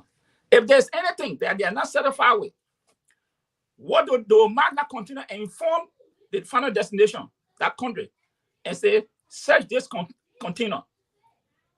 do a thorough check of this container. It will be marked. Everything is sent to the final destination. The custom, the local security will take, when they unload the container, they will put that particular container aside for final inspection of that container because there has been a tip-off. With armed, they will do the same. With drugs, they will do the same. Whether it did happen in the case, I don't know. And moreover, the question is, in the port, do the custom, do they, or the company that managing the tracking number now, they're supposed to have a scanner to scan that container for metal and everything to see whether something foreign is in that container. So these are questions I want the police to answer. What are the custom or the broker that are now in charge of the BFA, what do they have scanner? What do they do to scan those container? Because the last time I sent something, they said no. This time they don't do BFA. The container get at the port, sometimes they say, okay, to the final destination. Maybe go to somebody, yeah, the custom and the other security part, they go there, they open it, and they do the inspection there. So these are some of the questions. The bail online, what do you do when you're shipping? The method for the bail online, you list everything that is in that container on the bail online. It's shipped to Morovia. The broker collects it, take it to the new authority. Based on that, they will tell you, okay, these are the items that yes, okay. They charge you. When you clear that container, there's all the agent will be there. Custom, DEA, Liberia National, NSA, they'll be on that container to see the final destination open and the goods is discharged from there. These are some of the process that goes on in doing this work. Now, let me just say something to Mr. Kede. Quickly. Do not say there's no more professional, they didn't pass. No. When the UN took over, when Ellen took over, the UN retrained the police officer. Most of the all officers did not pass the attitude test.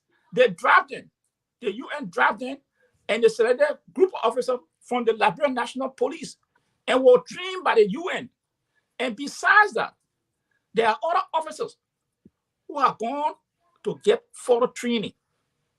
What is happening is people are not exhibiting the professional attitude in the country. Patrick Sulu, do you know Patrick Sulu? Patrick Sulu is an old policeman. He's a veteran policeman. Patrick Sulu, the director of police now. From that time, he was in the police. He went to the academy and had received many training in this country also. Oh. Don't use that as an excuse. You have people who have been trained, but they are not applying what is happening in the country. Okay, let me just put it quick. So do not use it as a distraction that, oh, the people are not trained young people. No. You have professional people in that building, but they are not doing what is required of them. My uncle was killed in Liberia, live. People are already in the house. When I was asking the people, where the police? They said police guy, but people are already in the building. But I said, then no case again. This is what happened in the country. So question here, and let's spin around here. The authority, they are in charge of the investigation here. But I remember one of my trips to Liberia, and any of you here who have traveled, even interstate or whatever, we travel with electronics, and it will go through the system. I don't know exactly how. See me texting here, try to get some information with people who involved in the shipping here. But even if you're traveling to Liberia, you carrying ordinary suitcase, and say you get electronics or something in your suitcase that if it goes through the radar system, if it is not picked up, well, TSA, they always open people's suitcase for photo check. Because I remember when I was going, my suitcase was open. The only good thing is that's why I always like to post TSA lock, because they have that code. It was open, but then when I got there, like everything was kind of in disarray. But then I saw the sticker, the pad. The pad. Yeah, when they do that, they will always drop something there as an indicator that it was opened by authority, because maybe you have something there to. I'm wondering, is that how the case with this shipping? Do they go through that too, or it's just a little bit different? That's one of the things that we need to establish. Well, let me okay. just let me just say this, a couple of things based on what Pop George just said. And for the interest of supporting Keto, you see, police work is evolving at all times. It's required as a police officer, you do 40 hours of training every year to enhance your ability. In service. Yeah. You have to do in-service training. And until you understand that the competency training that you need to take 40 hours per year is very vital, because you can take any area of investigation in community policing or anything for that matter. And there is no country that has a police department that can totally police the country. You will always have more of your citizens than that of police. And in the case of Liberia, you got what, 15,000 police officers, even at that? And just in Monrovia, maybe 5 million people. It's impossible. Policing is never complete without citizens' involvement. That's why police go to a place and they ask the citizens first, what happened? That's what it entails with an investigation. In this case, all of what we're talking about, these are all allegations. Yeah. These are all alleged crime that's been committed, or they found these weapons. It could be that the evidence would not support the arrest at the end. And so what do? That's why we talk about most of these investigations in the past that have not been completed, because we don't gather the information. We're quick, we're overzealous. Again, I'll go to, as a security personnel, you cannot be overzealous. You sabotage your case when you're being overzealous. And I think that was shown by the press conference. They were too quick to hold a press conference, and now all of these questions need to be answered. That's why you always take time to get all your evidence before you have a press conference. That way you can be able to answer some of those questions. And, we know the press people that don't know better anyway. They ask questions totally out of whack. So in the situation here, what I suspect is that they're turning their heads right now, trying to figure out how to repair some of the damages that were already been made. Okay, please call. You say you just ship a container. Let's get a sense. Trying to somebody who be to me. Let me get a sense too. Yes, it's a go ahead. Mr. So. Moses. Okay. You don't? Yeah. Go ahead. Mr. So. Yeah. I'm here shaking my head at all of the procedures Mr. George tried to lay out on how things are shipped. Mm-hmm. Right there in LA, in Los Angeles, where we have one of the largest places that have a lot of containers that come in ports, like got containers. People still smuggle stuff into the United States. Absolutely. People smuggle guns. People smuggle guns out of the United States to cartels in Mexico and everywhere else, and money. The United States that has all of these scanning ability, smugglers are always in a cat and mouse race with law enforcement. And so if people are able to smuggle illegal stuff into America, out of America, imagine that it can be done to Liberia. The other piece also is that I hear people keep saying the guns were made, they're not American guns, they're not American guns. I know. Every gun made anywhere in the world is available in America. Have you heard of straw purchases where people buy guns in other people's names? That's how the Crips, the Blood, all of these gangs have guns. They're AK-47s on the streets of Chicago. Are you really telling me that we don't believe that people can buy guns from gangs in America and be able to smuggle them to Liberia? Oh yeah. I think like somehow there will be a receipt that somebody. How many Crips or Bloods guns have you found with a receipt that you can show what the receipt was for this gun? I don't think the LeBron National Police issue is who bought the guns. Is we're looking at who shipped the items. And with all of the mistakes we listed that the police did, I really don't want to believe. I really hope that I'm not proven wrong. But I really don't want to believe that Inspector Patrick Sudu will come on national radio and lie about the origin of the container when you know that this is something that is so easy to be debunked. The next thing is he also spoke about a tandem and parallel investigation will be taking place in America. He even spoke about liaising with American authorities to see if they can even extradite or have some investigation going on here. So I understand all of the mistakes made with the rush to the press and the touching of evidence without laws on their hands. I get it, but I think we should just like how we were okay when the police came to talk about No, caller, hold on 1 second. Caller, please lower your monitor. If you're on the line here, lower your monitor, please. Just like we were all okay. 214 number, please lower your monitor. Just like we were all okay when the drugs were found and the police made the announcement and they talked about the U.S. government helping them. None of us came there to say, well, how was it not scanned here? How was it not done here? We all accepted that. Why are we having the problems now? We're saying, okay, we get it. Let's wait and let's see. They made some mistakes, but let's look at their conclusion. Let's look to see the process. Are they going to make corrections like OJ said? Are they going to make corrections to those mistakes as we go forward? For me, I want to say that I know that my republic will not have a police director that will come on national radio and national TV to announce that continue with guns. First thing, there's a violation of U.S. laws for those guns that have been shipped out of here, and that they will come out and make those statements, knowing fully well that it's so easy to track the container.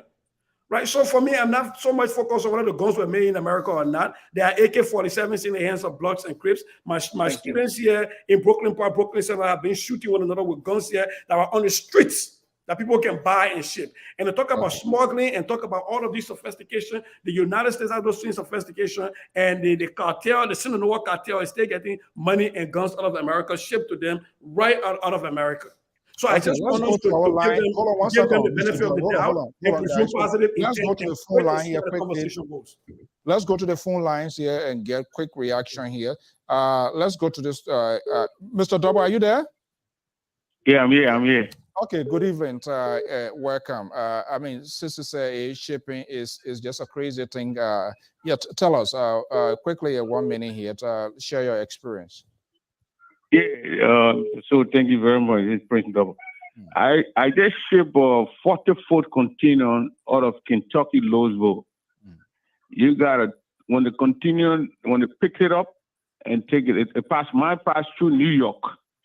They got federal post that container can leave, but New York is a big post. It's basically it's fast for you get your container on a vessel very quick when it goes through New York.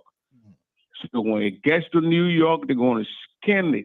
Yeah. My friend, I shipped, then 1 week later, no, the guy shipped before me. 1 week before before I shipped, the guy got bleach in his container. And you got to declare, you got to tell the people, the shipping line, if you send it bleach, chloride, bleach, you got to tell the people. They scan it to pull the guy container. They're not gonna scan the container and see something illegal, then they continue to leave. I think Pastor Joy, you're talking, that's a different story. When they scan that container and they find anything illegal, they're gonna pull that container, they're gonna hold it. So right now, that bleach, for the bleach the guy put in that container, the guy got to get a letter from the department or health or whatever and send it to the shipping line send it to custom before the container gonna leave.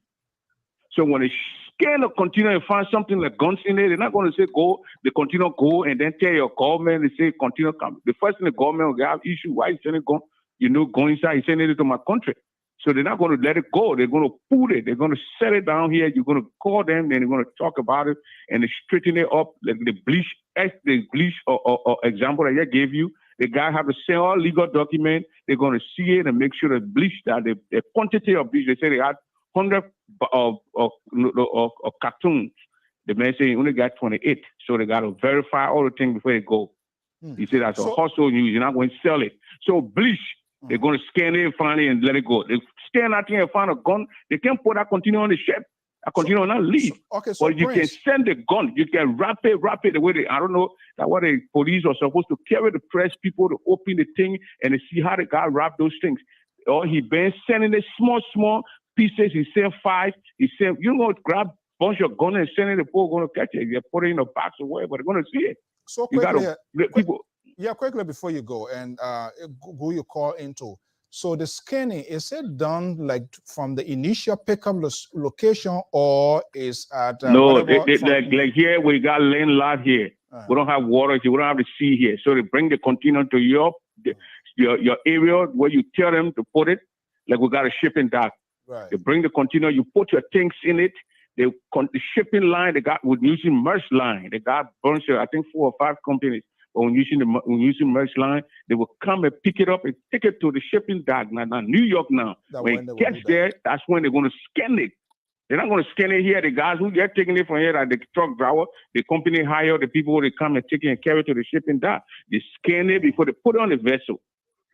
So that's why when you put in car, when you put in the car inside there, the car got to get tattooed. You send the tattoo to the shipping line. The shipping line got to verify that the car is yours or whoever that is. They see the car before they would, because they would scan the car, scan the VIN number in the car. If the car blow a line, they will put that container down. You straighten it up before they put it on the ship. Mr. Toll asked, did he ever get beef? So from the whole thing here, do you see it impossible that then how can we reconcile this with this kind of thing here? Or the question now becomes how so they can't get it. The people can make mistake. That whole scanning, you got 100 containers coming. They can't scan all I don't think they scan it. The people can make mistake too. Because some teenagers can go down there, some bleach land, the bleach I'm talking about now, bleach down go to Liberia before, they didn't catch it. But the particular when they caught it, they pulled it. But when they go to Liberia, you see the police did a very foolish job. They found the person who did it. Look, LRA, the Liberia Revenue Authority, when you enter Liberia, when you continue sale 1 week, your broker are in Liberia. Because I'm not there, I got a broker there. The broker is registered with the government. Because he broke into, he got his register, he got a broker lesson. I send all the information here. That time I just say you list all the things on the continue at a level. You list all the things, how much taxes you pay. Okay. Let me go to the other question. You send a thing, then you get a Labrador. You pay your taxes to the Labrador Revenue Authority.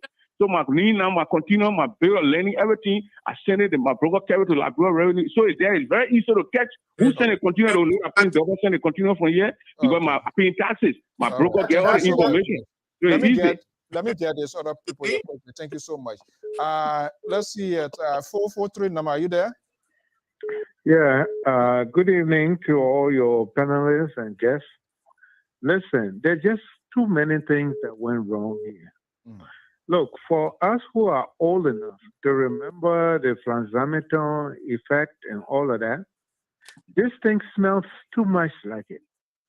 The first thing, the police director said they were tipped. If they were tipped, you carry the press with you. So when the container is put down, you arrest the container and you open it for the press to see what's in it. But you take 2 baskets and kind of show a whole lot of guns, and they say, let's go to the container. You say, oh, hey, there's some other thing inside. Who put the other thing inside that you're hiding now? If you show the gun. You see, sometimes when we hear these things, we got to put common sense and deductive reasoning to work. The first thing, if we even understand the protocol of government, that what's happening is not a police issue. It's an NSA issue. Why was the NSA and the military visibly absent? Not even the justice minister. Who were all these people sending all over there? The NSA were pressing. This is not a police issue. The police should be used to call down the area and escort the NSA cars and things. They're not supposed to be handling this thing face front. That's not their business. This thing is beyond them. Somebody is bringing in arms that could be dangerous to the safety of the country. And police, the same police who can't even find somebody that killed Bill yesterday. No, listen. These people, what happened here is they have screwed themselves. They went and did more than they can chew. The fact that you say it came from America, that means you invited the FBI. If you invited the FBI, whatever you say you were hiding will come out. And that was the slip of tongue.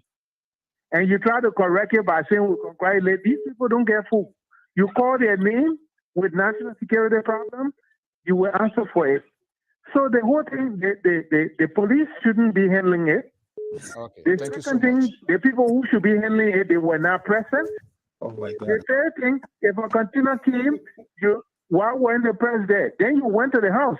You say you called down the house. And the man who you're throwing in the ceiling was laying down waiting for you to come the next day, and he didn't run away. He stayed there until you went and caught him in the ceiling. And as far as I saw, they were taking the arm from the eave of the house. So who will keep the arm in the eve of the house? So, I mean, there are just too many things that don't add up. And this is my wheelhouse. Okay, thank you so much. I study this thing. And what's happening, it doesn't add up at all. And let me go to the next person here. There are a lot of phone effect. calls here. Okay, thank you so much. All right, thank you so much. Let me go to this number, then I'll go back to my. I'm getting message from Liberia here. I call out. Go ahead. 608 number. Are you there? 608-013-0134. Caller, are you there? 608. Are you there? I think Jonathan hung up on the caller. Well, let me just say something. The caller, 717. Are you 717? Are you there? Yeah. Yeah, I'm there. 1 minute. Go ahead quickly, please. This is going to support that we are shift to Liberia, because with that shipping container now, we're going to get hard time shipping container, because what it's saying, government is saying that you ship container, because some are always speak about from the people who know what it is. Oh. So now, when they open our container at the port, we lost. And we pay for people barrel because they can steal a lot of things at the port. Oh. Yeah, so what actually happened, the government acting greedy. Beaver was doing the work. They took the job from Beaver and gave it to some kind of company in Liberia that not even get scanned up. Then they say upon arrival, inspection upon arrival. How will you do inspection upon arrival? You're not getting equipment. They get one equipment there. So what they're doing now is the shipping line used to get a tracking number. Now we're paying tracking number. How will you ship an envelope in America? Then the post office, then the government of Liberia give you tracking number. What about the post office? What kind of number they can give you? Okay. Thank you so much. A tracking number. That's governance. When the government says you pay tracking number fee, we got to pay that tracking number fee before they even go to LRA to pay revenue. Thank you so much. If not pay that tracking number fee, your container going to demoralize. All right. Let's find and time. Very hard time. It got economic impact too. Okay, we need to find a shipping group. Their leaders, you need to come. Serious economic impact. How it works, and I'm not coming. But thank you so much. And let me go back to my guys. Jonathan ready for an economic question again. Jonathan, relax. Jonathan, relax. Yeah, Mr. Go ahead. Look, go ahead. I gotta get this here for about this thing being a governance issue. It appears as though we're trying to ignore national security issue. Now, when I got on the show, my limited understanding of national security, and let me tell you, for those of us on the show, national security are human beings. They get blood running through their veins. They get friends, they get trust. They can speak to people. Now, Bugume we're talking about. I listed to you 3 cardinal issues that when you're shaping, national security takes serious interest into. I listed the issue of money, and that's why the 16 billion came in. And we know when that 16 billion aside, I'm not belaboring it. When that 16 billion came, we knew what it is involvement and what led to the Cruz report. When weapons come into your country, it's national security issue. When chemicals for industrial purposes lay in your through your cedar port, they are national security investigation issue. When we're talking about the issue of will, the world on the path. We know that our security can do it all. Our security, they're our brothers, they're our sisters. That's why we always hope that let me they will see be here. This is Liberia calling. You need to hold on one second. This is Liberia calling. Let's see here. Good morning. Yeah. Good morning, caller. Yeah. Yeah, good morning. I'm calling from Morovia. My name is Tommy So, and I want to say hi to all the panelists over there. Okay, let's hear from you. What is the news on the ground there? Constitutionally, like other many panelists have been saying, case will be hard nature of that. It should be addressed by the chairman of the Joint Security, who is the Justice Minister, Attorney General of the Republic of Liberia. If the country is at peace, the Justice Minister chair the Joint Security. That includes the NSA, the Army, the police, the immigration, and what have you. But here is different right now.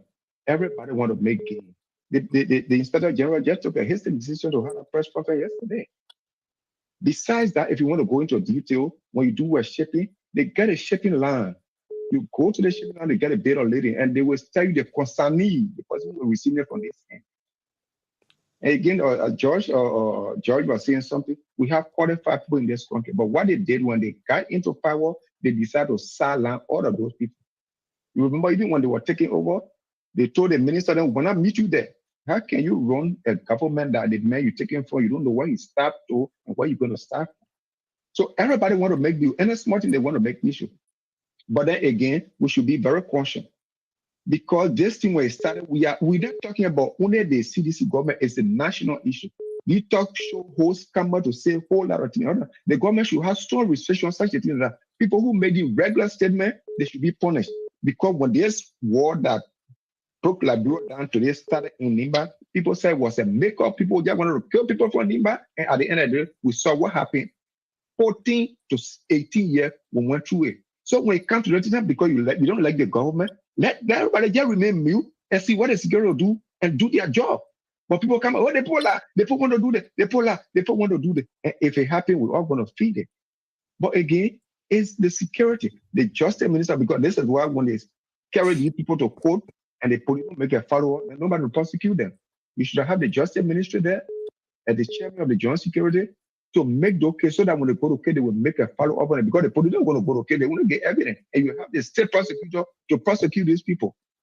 But here, everybody want to make news and maybe to get favor. That decision of the police, Inspector General, it was not timely, it was very, very wrong. Okay. Exactly my point. Thank you so much. Totally. Thank you so much. Look, okay, guys. Yes, let's just to come back close on my point. Janitor, your internet here. Up and down. I would not Janitor, forget it. Don't even say anything anymore. I would not any form of Janitor is not. Oh, you're not part of the 20,000. I don't know, 70,000. No, man. It's flooding in California, so the Miami internet problem is the weather in California. Janitor, it's not working. Janitor, all right. Okay, yeah, we are kind of out of time.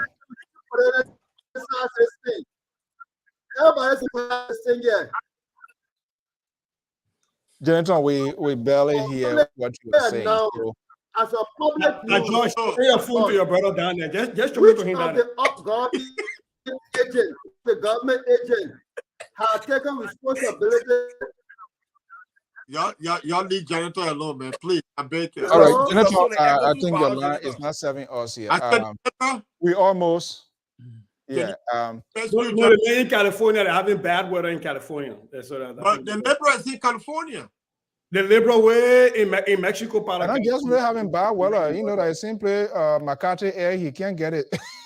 I'm hearing a lot of maybe something happening. No, your line is having, yeah. Yeah, but okay, make your point quickly now so that other people will go before we can wrap up. Janitor?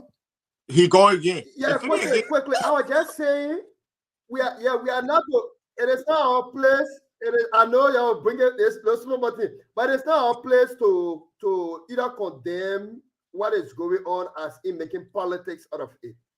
When we talk about political will to do these things, you listen to the caller talk about the economic hardship we will pose on those who are remitting things to the country, what it will do to them. We have all spoken about the TM that were illegally placed in ports, extracting money from people. Now we talk about 100 million worth of drugs. One human being, one single human being. The public means by which about 100 million worth of drugs needs to all. One human being and not be penalized. 100 million worth of drugs pass through your airport. It is all the human being are in like bro passport that everybody got to be careful like bro. One human being in national taking responsibility. All right, thank you so much. Okay, guys, I think we are over the time. Let's spin it. Then probably I will just take few calls because other people calling. This is a national issue, and they are our follower, they are our viewer, and I can't just have you here all year for the right. For those of you calling, please hold on. After my panelists, I will spend maybe 10 minutes with you all and just hear from you before we go. OJ. How your sleep gonna be like tonight? This is, you know, there seems to be a divided house here. Okay, people, their apprehensions based on past history, but we got to allow the people to get their job done and see what happens at the end of the day.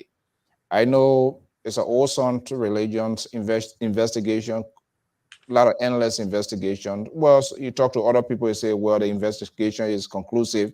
So it's a sort of difficult thing. But with this one, when it comes to this armed business is a very serious thing. We don't know.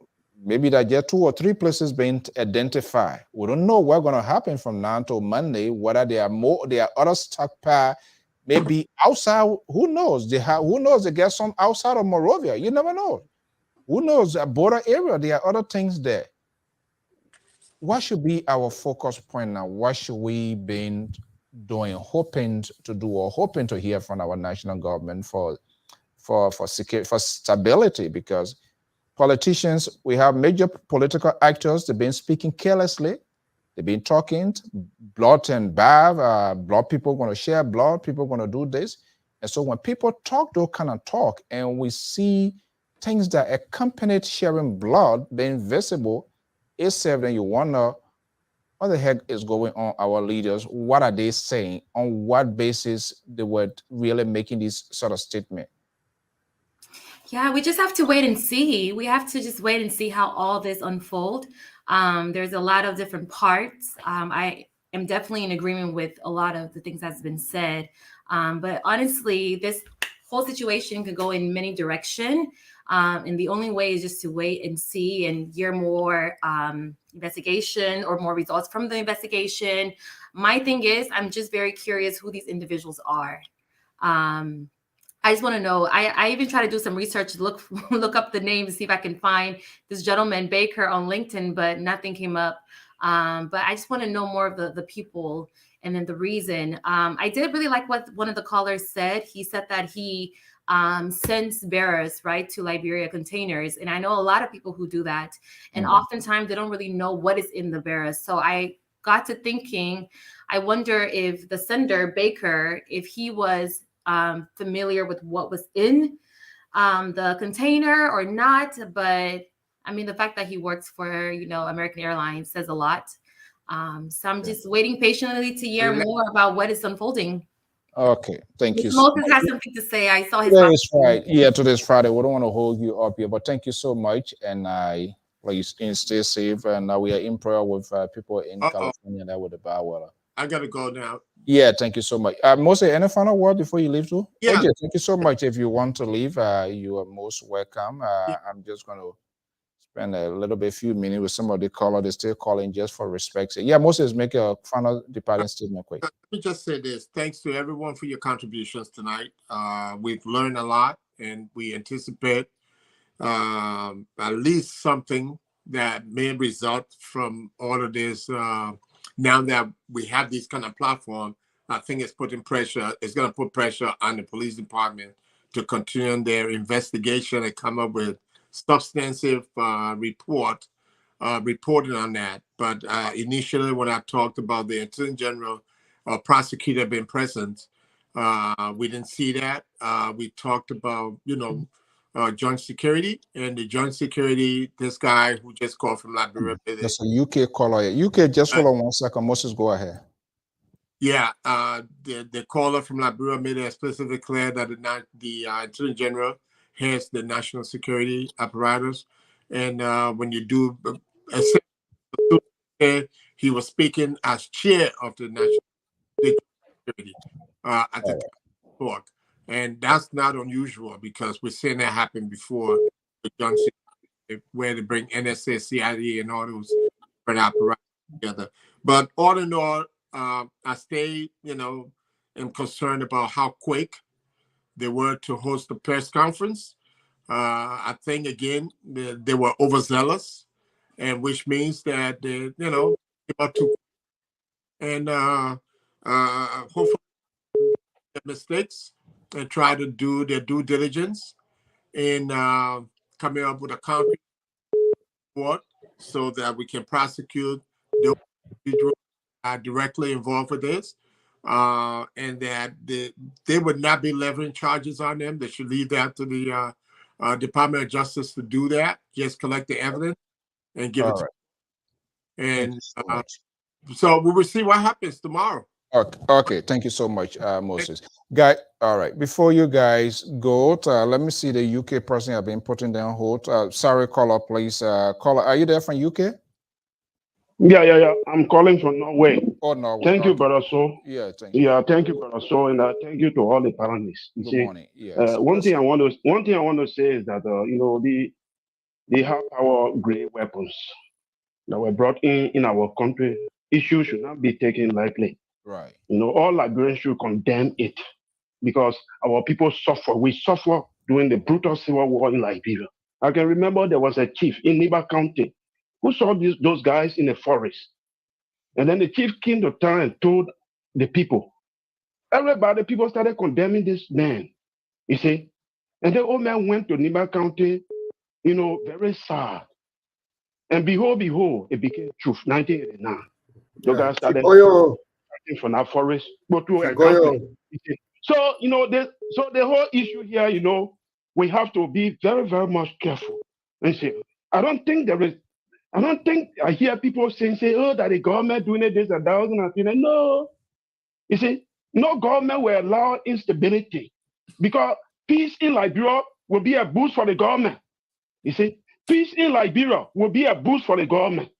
You see, so I want everybody, this issue here, that we all condemn it. All political parties condemn the issue here. It is not something that we have to politicize and politicize the thing. I hear people saying, and I say that on the private tonight, I hear people saying it's impossible for them to shake hands from the United States. They are shaking hands from the United States into Mexico, Guatemala, all those kind of places there. Let us not say that America is so righteous and this and that. No, you see, we need the issue need to be investigated. Thank you very much, Mr. Thank you so much for being awake here. And that's the law for the country we want. People are awake this sort of morning hour, not that they don't want to sleep, but they are concerned with what is happening in their country. Thank you so much. I'm sorry putting you on low, but thank you so much. Thank you very much. Thank you. Okay. Who wants to go next? The call coming about. Yeah, go ahead, sis. Let me close out because I too got to run. But I think we've said everything. I think though that there were mistakes made, and I think even the Liberian National Police, if they look back at the happenings and they reflect, they will know that there are some things they should have done better. The biggest piece for me here is that publicizing the names of the suspects or the persons of interest in the U.S. when you have not yet completely liaise with the law enforcement agency to make sure that person can be in custody. You create problem that person could flee the U.S. because right now there is nothing stopping them from doing that. And those are all part of the errors. However, though, I, as a Liberian, I don't support George Weah for president, but I support peace and security in Liberia. And I hate to believe that George Weah will won war in Liberia. I've not seen any evidence of that. I can disagree with him without lying on him. So I want to believe that the Liberian National Police also is interested in peace. And so one thing I would advise, if anybody, in policing listens to me for what it's worth, is the next few days are times for you guys to tighten your belt, tighten your policies, your procedures, and who comes out when you speak, when you give information. This cannot be an investigation that goes somewhere and dies off. This is an investigation that has your entire reputation at stake. This has to be conducted seriously, and we have to come to a final point, and findings have to be made.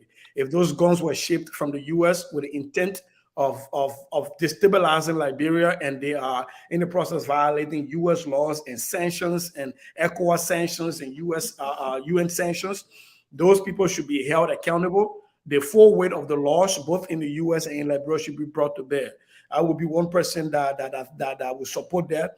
But I just think that the police need to regroup. The national security apparatus need to regroup and just think about the way forward and make sure that there are not any more mistakes that will take away from the substance. Because right now we're focusing on the mistakes versus the substance of the fact that guns are in Liberia and the police are saying that it was illegally brought in the country. That is the substance.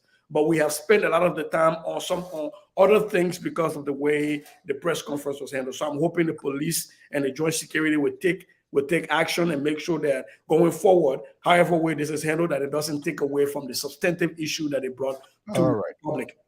Okay, thank you so much, Sissy. Pa George, quickly, final statement. Let me say this.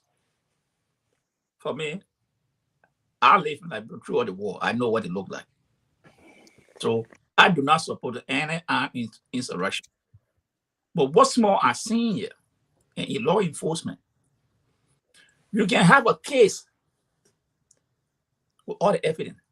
But if it is not protected and presented the right way, you lost that case. And that is what's more are doing on the mistake of the police. Because this is not the first time. We saw the case with Yaga Kolba. The police said they searched a car. They arrested the man. They didn't see they searched a car. They came back and went back. When the men were not there, no warrant. They said the phone gone there. How can Yaga Kolba won that case? The Supreme Court threw the case out. So these are critical things we're talking about.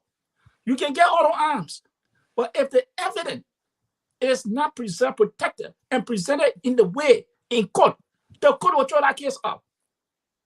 And people will be wondering, oh, the gun that doesn't know. It's not it.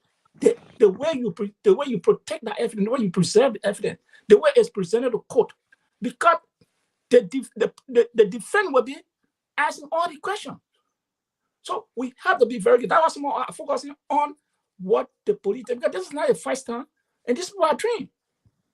Okay. So this is the issue. And let me tell Mr. Double, you talk about container. If the time we were shipping, when people in America, people will come at the warehouse, they will send somebody at the warehouse. Like the goods there. If people are loaded onto the truck, that is the but before not there. So what they're doing, I don't know.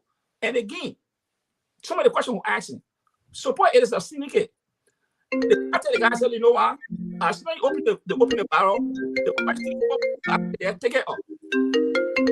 Those are the bike. But I just have okay. All the questions come out. It's not the first all the questions that we're asking. Caller, hold on. You know your monitor. That the arm were not shipped. No, we know the hour ship. But all right. Okay. Question. Get out your final statement. Liberal, are you staying out completely tonight? No, I'm not staying out completely.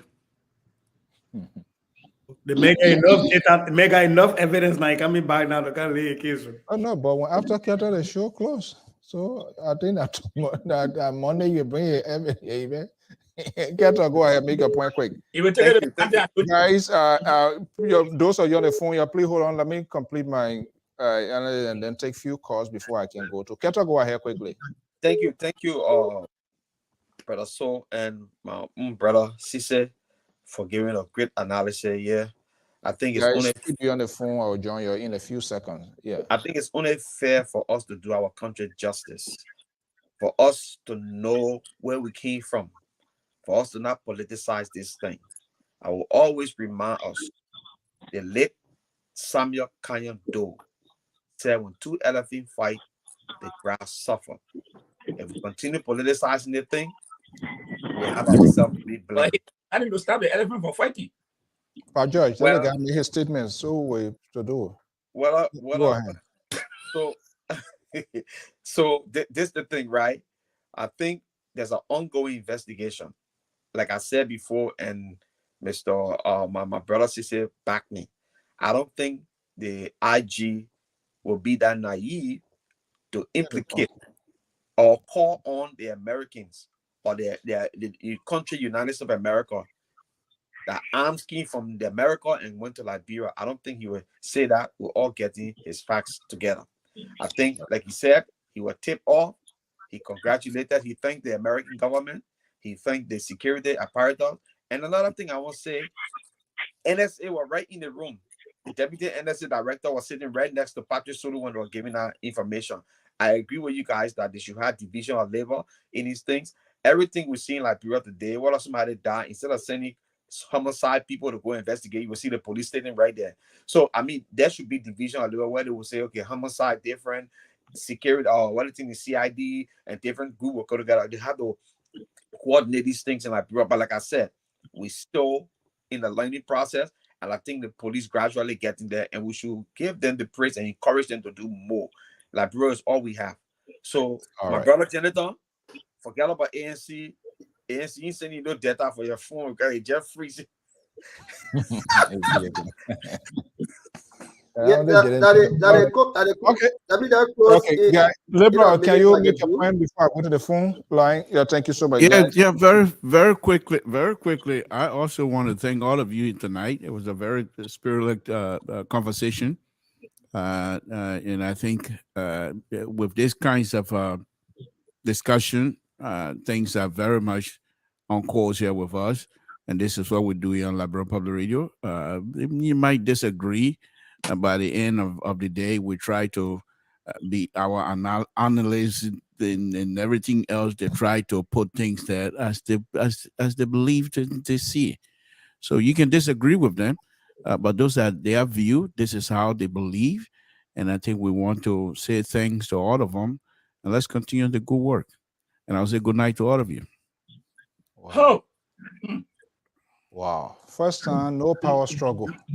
That's a true liberal right there. Are we sure they probably all right? I gotta call him to find out what's going on. Okay, I don't. Please don't start no trouble. Let me go to the phone line here for the people. Okay, guys. So thank you so much for your time. George, thank you so much, guys. Let me see here. Let me bring the guys here. Okay. Okay.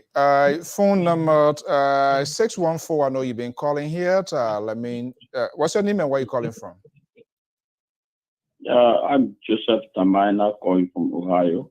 Okay, Tia, go ahead. Let's hear from you. Try to hold the line off for a little bit. I heard people talking about the containers cannot leave the United States. They have scanners and all of those stuff. But one thing they don't understand, or maybe they know but they don't want to say it, whenever you call a shipping line and tell them that you have a container, they will ask you for a list of that container. What all you have, you will send it to them. They will send their container to you. You load it, and you send the container. They will take the container will go to the custom. Let's say, for example, say custom have about 100 containers, and they can only inspect 25. They will randomly select 25 containers. They don't want to. They are not going to take them. Just look, inspect them individually. They will randomly select 25 containers. Those 25 containers, they will open them. They got a company that they contracted. Those companies will go tear the container down, inspect everything over there, do their listing. If you honor declare, you will pay the extra. Other than that, if you are clear, they send your continuum. This is why some people send continuum, it takes like 2 months to go to Liberia, and some people send continuum, it takes like 3 months or 3 months plus to get to Liberia. Okay. Those continuum that stay long in a way are the ones that were selected and they are inspected. Most of the time, you see people complaining, oh, but the home and continue here and I'm paying too much money. That is the reason, because they honor declare. All right, thank you so much. In Liberia, they do the same thing. I gotta go. Let me go to the next person here. Thank you so much for your contribution. 404 number, are you there? 404 number 5974. 404 5974. Are you there? All right, thank you. Now, well, folks, we want to thank you so much for your time, for those of you that call in, so those of you that are sending tweets, comments. We usually go back and learn a lot from your interactions, your engagement. This is a very sensitive issue, and so politics should be put aside. Despite of everybody, all of us, political differences, conversation, this is a serious one because we went down this route before and we know the end result, which we still not, we're still recuperating. So this is a very serious one, and we hope all those involved in these investigations, all of the parators, and not just only government alone, ordinary citizens, when you see something, you have to report it. That's the standard here. If you see something you know that is not right, and you for whatever reason you decide not to tell the authority, you are a collaborator. Yeah, you also will be held accountable, because if anything goes wrong, you witness it and you did not do anything to put stop to it. So if anybody knows anything that this, whatever it is, you are able to get something, you need to report this to authority. You need to tell someone, because the life you save could be yours or that of a friend. It is a very serious thing, and we must be able to help national government despite our political differences. We want to elect people that will know. We don't want anything coming for people to just go hijack power, because we're seeing what is happening around the world, around the regions with this military and all of that. It's unfortunate to see what is happening here, but our prayers and thought goes out to our country, and because we have families, we have brothers and sisters. All right, we have family people. My other brother just calling; they are all there. So you can't have us a good night here when you hear, God forbid, whether it's a firecracker fire in there. It doesn't know anybody. So we need to take that into consideration. It's a serious business. This is a serious issue, and that the national security or the joint security, the president, folks, opposition, imposition, everybody needs to keep their eyes open. We must be one another watchdog. We must report anything unusual, movement, gathering, conversation, and all of that. It must be reported to the national security. That's what people do here. I want to thank you so much for your time this evening. Have a pleasant weekend, wherever you are. Please, thank you so much for sharing your week with us. By God's willing, we're going to be back here same time, same station, with more editions of good programming. I am Afonso Zian, so on behalf of the management and staff of the Liberia Public Radio and Lpr-Tv, and we say happy birthday to one of our own, Mother Koto Jala. She's not here tonight. She's having a great birthday time, so we are there with her in spirit. Thank you so much, guys, and have a pleasant evening. Bye-bye.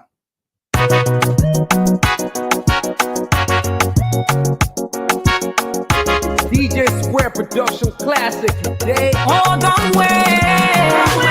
Don't wait. Don't wait. We are done. Don't wait. Don't wait till I die. Don't wait, yeah.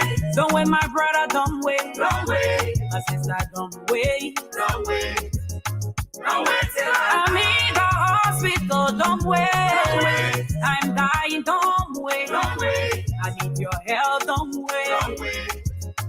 Don't wait till I die. Please help me. Don't wait. Don't wait. Don't wait. Don't wait. Don't wait. Don't wait. I need you help me now. Don't wait. Don't wait till I die. Don't wait till I die before you help me. If you want to help me right now. Don't wait, oh sister. Don't wait. Don't wait. You want to help? It's time I said, to help Mama don't wait. Liberia. Don't My wait brethren, until things fall apart. Don't wait until don't the wait sun till I can die. no longer hold. Don't wait Before you until help the me. falcons can no longer hear. I need your help. It is our Help me right now. I'm in the hospital. And this is why I can get so pissed when we see our politicians, stakeholders, advocates claim to be, when they are unable to have a civil conversations and all of their worries are warlike words, tone. When it happens, when things like that we see happening, then we say, these are things you talk about and these are things about to happen. If you have civil conversation, you can have a better result, because these things that you talk, people kind of act and process, the process on it and they subsequently act on it. We need to start having civil conversations. Politicians, oppositions, advocates, radio hosts, people in high profile positions, all their loose talk, all is fighting. We will do this, blog will share, blog will waste, we will see what happens. Everybody will, when you start talking this kind of talk and things start happening like this, then we want to call you into questioning. Because on what basis, what are you depending on to say these things that you are saying?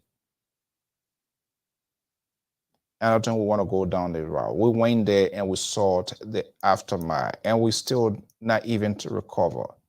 You think Sierra Leone, Ghanaian, Nigerian, they're not tired? They're going to be keeping your peace? When will you go keep people on a peace? We need to stop that nonsense. The elections is ahead.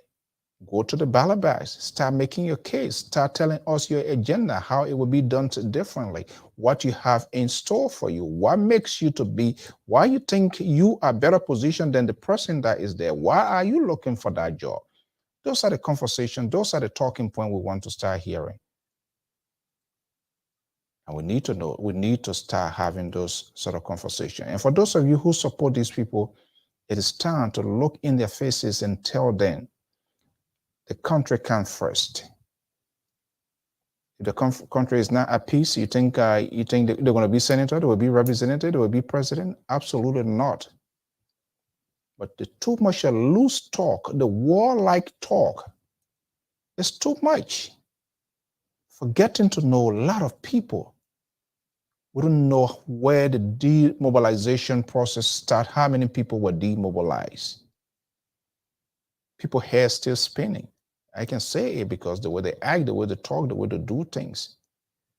So that's sort of reflections. They're still retrospecting the past things that they live and things they used to get. They are not getting that. So all of these crowded in your head, and they're just waiting for anything so that they will get rich again one day overnight. And that time has come and gone. It is time for us to sit as a people, whether you are in Liberia, you are outside of Liberia. It is not about against or for the government, even the opposition. And this is where leadership comes in. When this kind of thing happens to leaders, you are a leader of your own. You speak to your people, you speak to your supporters to exercise maximum restraint and allow the process to play out. We know things has been happening in the past and it will continue to happen no matter who gets there today, tomorrow, and day after. These things are always there because the people surrounding these leaders, they are unable to tell them. It is the same way people within the opposition column, they are unable to tell their surrogate to fine-tune their language and talk about these burning issues, how food going to get on the table of the Liberian people. It's not happening. So some of them, they behave more than people that we complain about. That also gives people the feelings that when they get there, there might be more worse. It's like we are raising our own alligators unknown to ourselves. So no one is off this radar, this sort of conversation that we are having. But I think our country came first, and we need to put the interest of the country first. And when trust is lacking, that is a serious problem. We're seeing what is being played out here right before our very eyes. Kevin McCarthy, your own people are unwilling to put in there because of lack of trust. And this is what you don't want for people to lose in you. When that is faded away, forget it. Thank you so much. Have a pleasant Friday. And the weekend starts tomorrow. Please, in the East Coast and other places, the weather is kind of a little bit crazy. So please drive with care. Until then, have a pleasant evening. Bye-bye. I just need you to help me one my life, and Jehovah will bless you. Don't wait till I die to rain cast and get my body to the grave. I said don't wait when I die before you praise me. Don't wait when I die to cry for me, man. Oh, don't wait when I die to post my photo.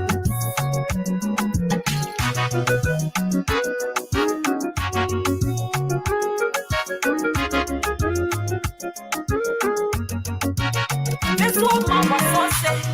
She was saying got up on her day.